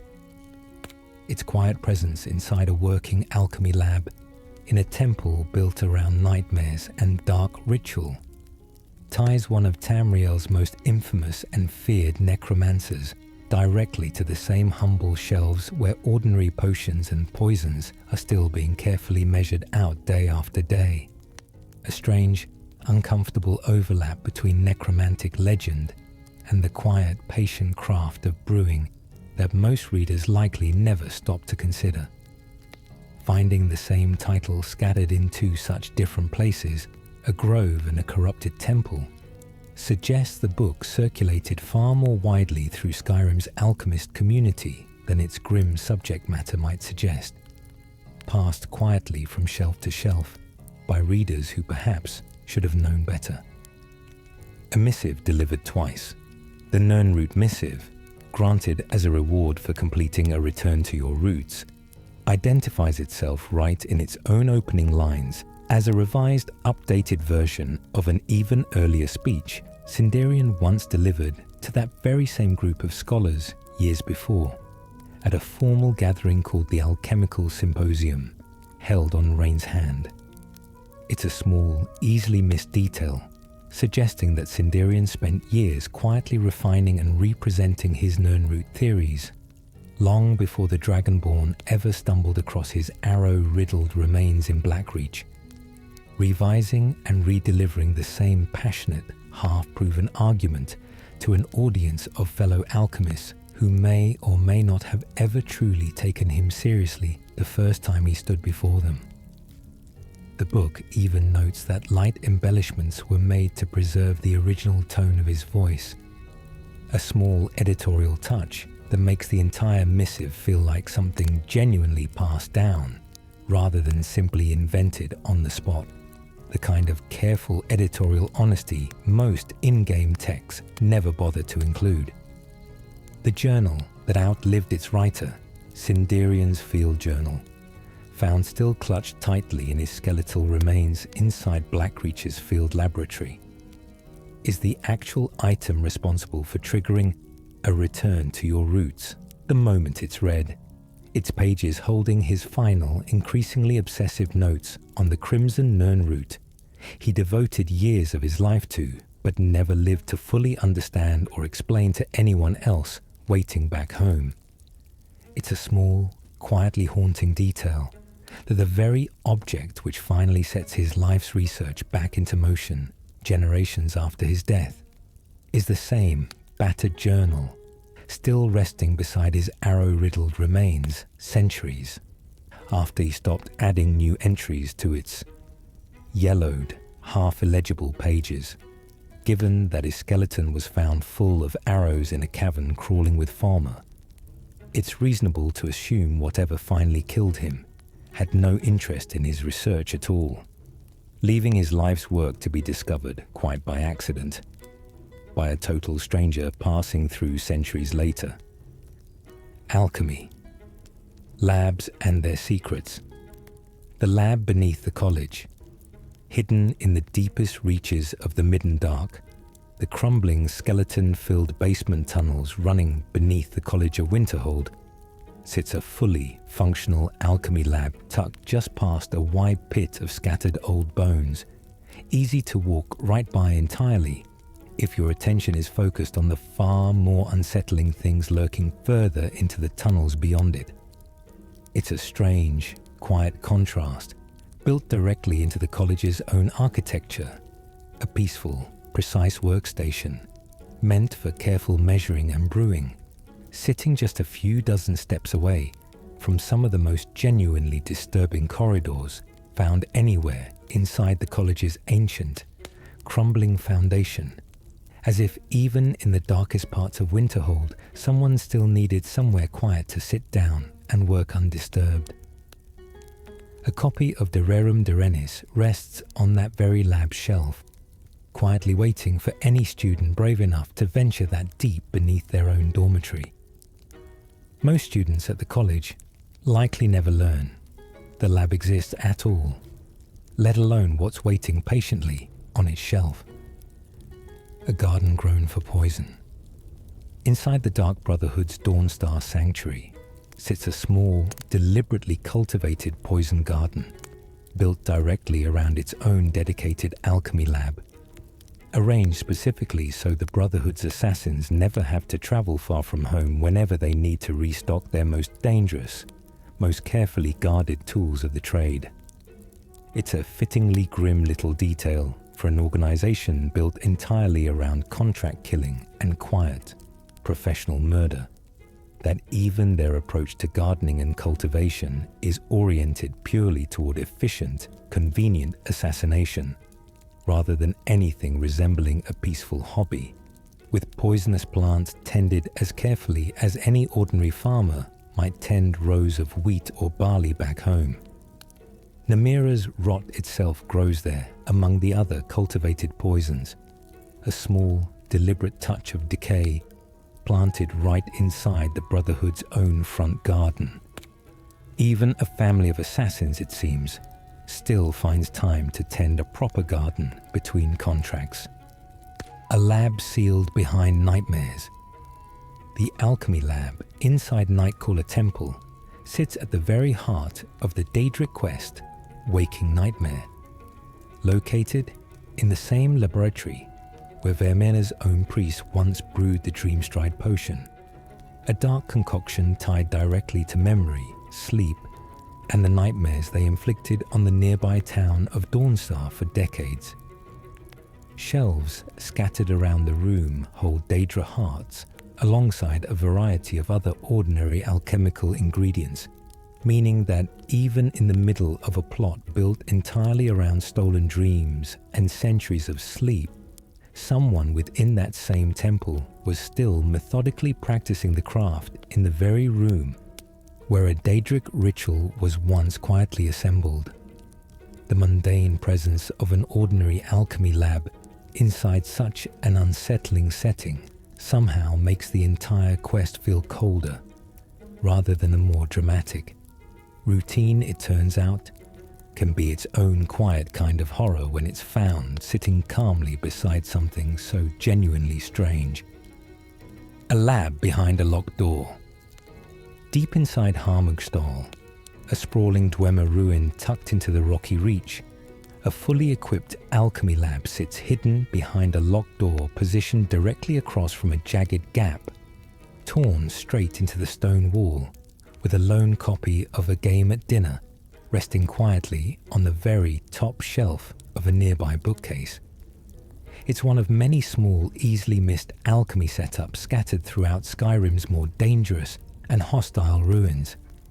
Proof that even in the depths of a Dwemer dungeon crawling with Farmer and worse, someone once carved out enough peace of mind to sit down and carefully mix ingredients before whatever eventually became of them and their quiet, forgotten work, leaving nothing behind but a locked door and a lonely bookshelf for a stranger to find centuries later. Locked doors like this one exist throughout Skyrim precisely to reward the kind of patient, thorough exploration that a passing dungeon raider might otherwise never bother with. Somewhere beneath the Reach's stone, an entire alchemist's workspace has simply been waiting, undisturbed, for centuries. Daedric and dark ingredients. The mushroom. Named for a Daedric prince, Namira's rot, a brownish, faintly unsettling fungus found scattered loosely across the floors of caves throughout Skyrim, takes its very name directly from Namira, the Daedric prince long associated with decay, filth, and a deep, active revulsion toward all things beautiful or refined. It's categorized as an uncommon ingredient in the game's own internal data, turning up in roughly 1 out of every 7 apothecary satchels checked. A small, quietly rotting reminder of a genuinely disturbing Daedric prince scattered almost casually across cave floors that most ordinary travelers likely walk straight past, without ever giving it a second thought or realizing whose name they're stepping over. Its brownish cap and mottled base are easy to mistake for any other harmless cave fungus, which is precisely what makes its true origin so unsettling once you actually learn it.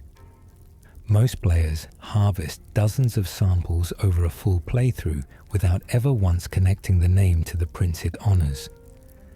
10 times larger in the dark, deep inside Blackreach, tucked directly beneath the porch of a Dwemer building constantly patrolled by watchful, hostile farmer, sits a single isolated patch of Namira's rot, where every individual mushroom has grown to nearly 10 times the size found anywhere else across the entirety of Skyrim. No in-game explanation is ever offered for why this one particular patch grew so dramatically, almost grotesquely oversized compared to its counterparts on the surface, leaving it as one of Blackreach's many small, unsettling, half-explained mysteries tucked away for only the most thorough and patient explorers to ever actually stumble across during their travels underground, far from any sunlight or ordinary soil. Whatever fed those mushrooms down there, whether it was former refuse, Dwemer decay, or something else entirely, the game never says. It simply leaves the patch sitting there in the dark, waiting to unsettle whoever happens to stumble across it first. A ring earned by eating the dead. Namira's cult, first encountered through a genuinely grim questline beginning in Markarth, ultimately asks the Dragonborn to lure an unsuspecting priest of Arkay all the way to her shrine inside Reachcliff Cave, kill him there, and consume his flesh in front of her assembled followers in exchange for the Ring of Namira, a Daedric artifact that heals and strengthens its wearer every single time they feast on a corpse afterward. It stands as one of the most morally difficult and genuinely uncomfortable artifact quests found anywhere in the entire game, tying the humble, unassuming mushroom found scattered across cave floors directly to one of Skyrim's darkest, most controversial, and most divisive storylines about belonging and hunger. The cult itself is made up entirely of ordinary people who found themselves shunned everywhere else, drawn together by nothing but Namira's promise that they finally belong somewhere. A prince who despises beauty. Namira's own established lore describes her as a Daedric prince who actively despises beauty and conventional handsomeness among her scattered followers, deliberately preferring the shunned, the disfigured, and the outcast who have nowhere else left in Tamriel to turn for acceptance or belonging from anyone else. It's a small but genuinely striking detail that colors everything connected to her, right down to her own namesake ingredient, as something built specifically to unsettle and repel rather than to please or comfort, fitting perfectly with a humble, rotting fungus that quietly carries her unpleasant name through Skyrim's darkest, dampest caves without ever asking permission. Even her own plane of oblivion, known as the Scuttling Void, has never been properly described by anyone who claims to have seen it and lived to tell of it. Dawnguard Alchemy Secrets. Wings from a Sacred Grove. Ancestor Mothwing, one of only 5 entirely new ingredients introduced by the Dawnguard expansion, can only ever be harvested from ancestor moths that have actually landed and settled on a nearby plant surface, found exclusively within the borders of Ancestor Glade along Skyrim's southern edge near Falkreath. These particular moths, tied closely to Dawnguard's own moth priests and their rare, dangerous ability to physically read the Elder Scrolls, carry the exact same alchemical properties as both Chorus Hunter antennae and ordinary blue butterfly wing, letting resourceful alchemists substitute freely between 3 otherwise very differently sourced ingredients whenever one happens to be out of reach at a given moment. The moths cannot be harvested mid-flight, only once they've settled, meaning even collecting this single ingredient asks for a small amount of genuine patience. Watching one drift down and land is oddly peaceful. A small, quiet moment tucked inside an expansion, largely built around vampires and war. The hunter's antennae, Chorus Hunter. Antennae, dropped by the towering, spear-wielding Chorus Hunters, and their smaller, more erratic fledglings introduced throughout Dawnguard, shares every single one of its alchemical properties with both Ancestor Mothwing and Blue Butterfly Wing, meaning brewing a potion using any 2 of the 3 ingredients instantly reveals all of their combined hidden effects at once. No experimentation required beforehand. It's a small, genuinely useful mercy for alchemists exploring Dawnguard's darker, Chorus-infested corners of the map, quietly turning 3 completely unrelated-looking ingredients into fully interchangeable duplicates of one another the moment they touch an alchemy lab together for the very first time. Few players ever realize a creature's antennae and a moth's fragile wing are, alchemically speaking, exactly the same object. It's a small, hidden joke buried in the game's own data, that a fearsome hunting beast and a delicate moth are, for brewing purposes, entirely interchangeable. A flower grown. Near the rift between worlds, Gleam Blossom, another of Dawnguard's 5 new additions, grows almost exclusively within Darkfall Passage, and the hidden, ice-locked Forgotten Vale beyond it, the secluded valley, once home to the Snow Elves, who worshipped Oriel before their kin degenerated into the farmer who haunt it now. Its purple and blue petals stand out sharply against the passage's dark stone, and the vale's endless white snow alike, making it one of the more visually striking ingredients tied to any expansion. Gathered only by Dragonborns who've pushed far enough into Dawnguard's story to reach some of the most secluded, breathtaking corners the entire game has to offer any patient traveler. Reaching it at all means surviving farmer, frost trolls, and worse first, a genuine price for something so quietly beautiful. Few ingredients in the entire game demand quite so dramatic a journey just to pluck a single glowing flower. A bloom touched by nightmares. Poison Bloom, one of Dawnguard's rarer additions, grows specifically within Darkfall Passage, the same Fulmer-infested cave system that serves as the only known route into the Forgotten Vale, crawling with Chorus and other hostile creatures dwelling deep underground far from any daylight. Harvesting it means willingly walking into one of the more genuinely hostile corners of the entire Dawnguard expansion. A fitting price to pay for an ingredient whose very name promises nothing pleasant waiting patiently at the end of that particular winding trail. Its dark, drooping shape mirrors Deathbell closely enough that a hurried alchemist could easily mistake the two at a glance. Only a careful look or a cautious taste ever reveals which of the two you've actually found growing in the dark, and guessing wrong can cost a careless traveler far more than a wasted ingredient. A vial that feeds like blood.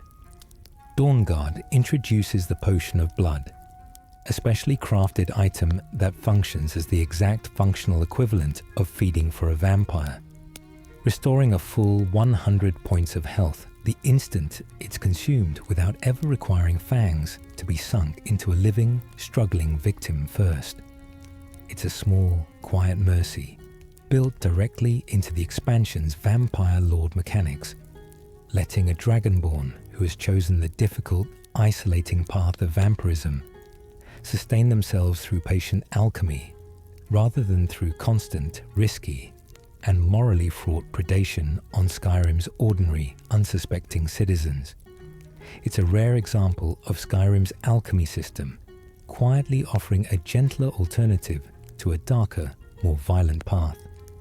Few players ever brew it, since feeding directly is faster, but its very existence says something quietly compassionate about the world it was written into.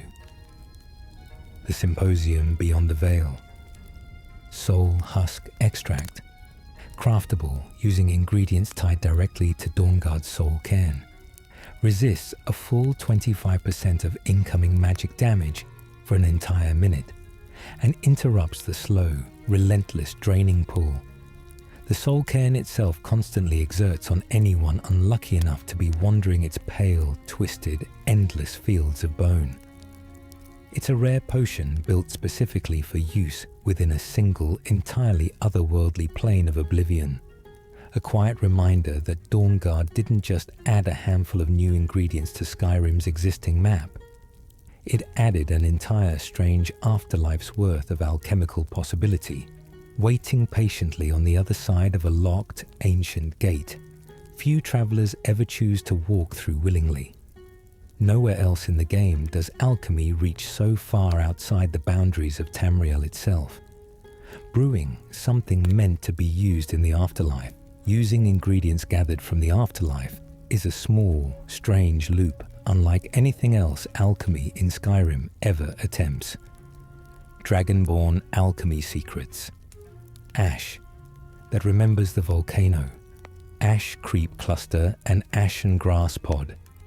2 of the 11 brand new ingredients introduced by the Dragonborn expansion grow abundantly across Solstheim's volcanic, ash-covered terrain, a direct and lasting legacy of the island's constant, uneasy proximity to the Red Mountain eruption that shaped its entire ashen landscape centuries earlier. Ashen grass pod in particular produces a resist fire effect roughly a third more potent than any equivalent ingredient found back on the Skyrim mainland.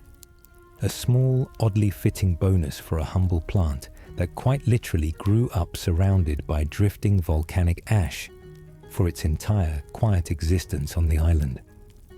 Both ingredients respawn readily across Solstheim's ash-covered ground, making them some of the easiest DLC ingredients for a new arrival to gather in bulk.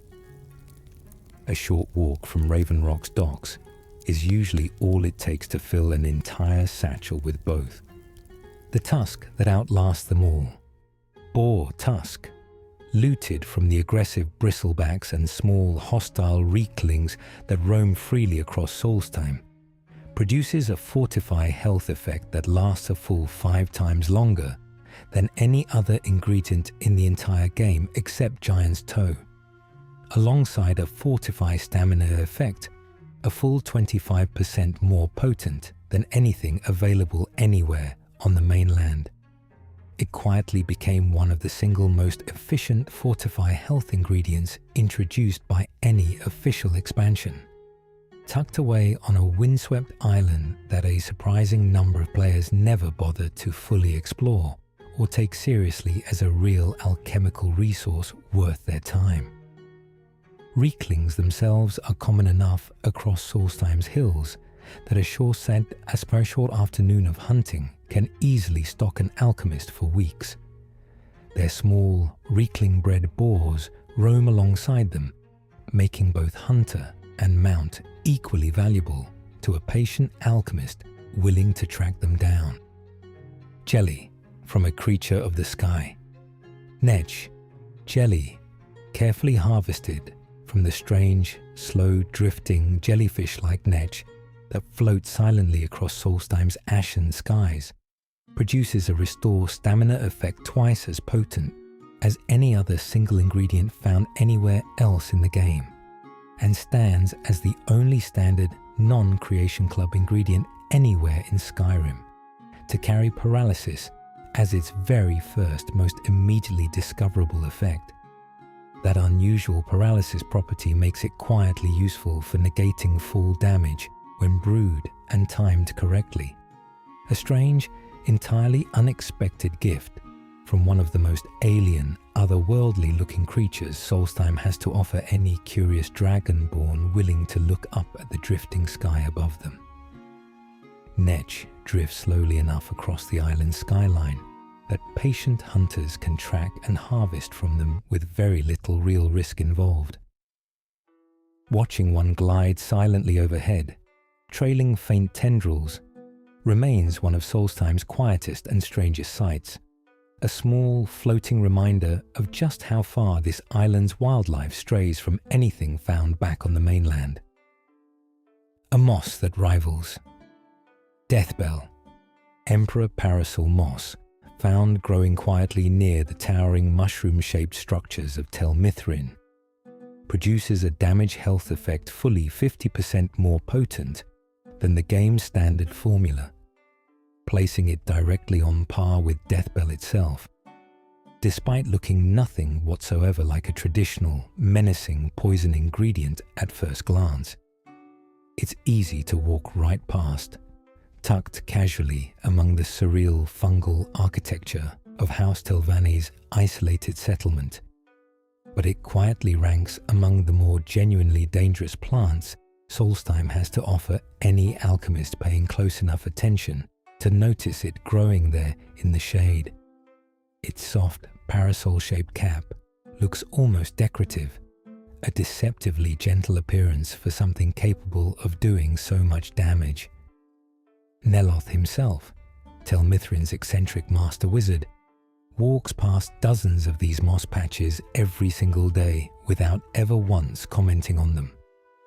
The mycologist of Tel Mithrin, Elinia Mothrin, the Dunmer apothecary who tends Tel Mithrin's own apothecary tower, survived the catastrophic eruption of Red Mountain as a young girl before eventually devoting the rest of her long life entirely to studying fungi, and now sells nearly every conceivable type of mushroom found across both Solstheim and mainland Skyrim combined.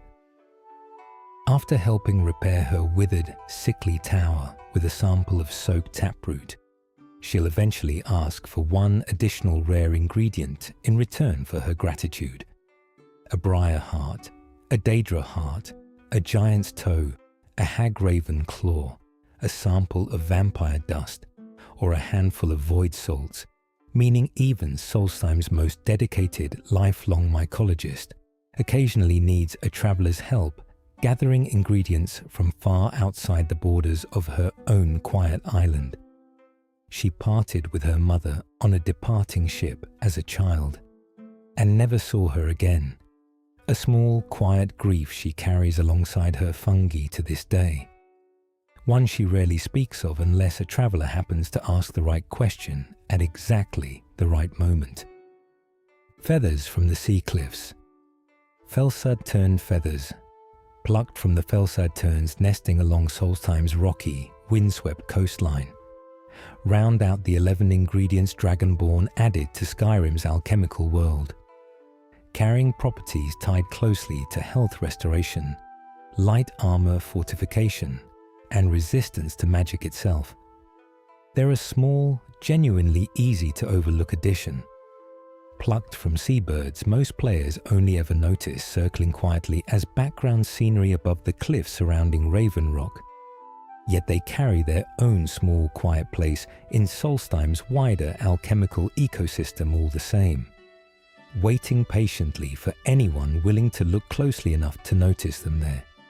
It's a fitting, gentle note to end on, an entire island's worth of alchemy built from ash, tusks, drifting jellyfish, and a single seabird's feather, each one carried here by wind, tide, or eruption, long before any Dragonborn ever set foot on Solstheim's shore. The perks that almost existed, buried in Skyrim's own game files, are 3 alchemy perks that were fully written, but never actually made it into the finished skill tree, named Improved Remedy, Improved Virility, and Catalyst. Improved Remedy and Improved Virility would have removed negative effects from healing potions and positive effects from poisons, almost exactly describing what the Purity perk does today, while Catalyst would have simply boosted the magnitude of beneficial potions by 50% on its own. It's reasonable to assume these 3 unused perks were eventually folded together and streamlined into the single Purity perk players actually unlock. A quiet bit of developer history hiding in plain sight for anyone who ever digs through the game's raw data. A naming quirk with a wide reach. Potions and poisons built around the Fortify Archery effect carry a slightly misleading name, since despite the word archery suggesting bows and arrows specifically, the effect actually boosts damage dealt by every single weapon type in the game, not just ranged ones. A 2-handed warhammer or a simple iron dagger benefits exactly as much from a Fortify Archery potion as a fully drawn longbow does, a naming choice that likely traces back to an earlier point in development before the effect's scope was finalized.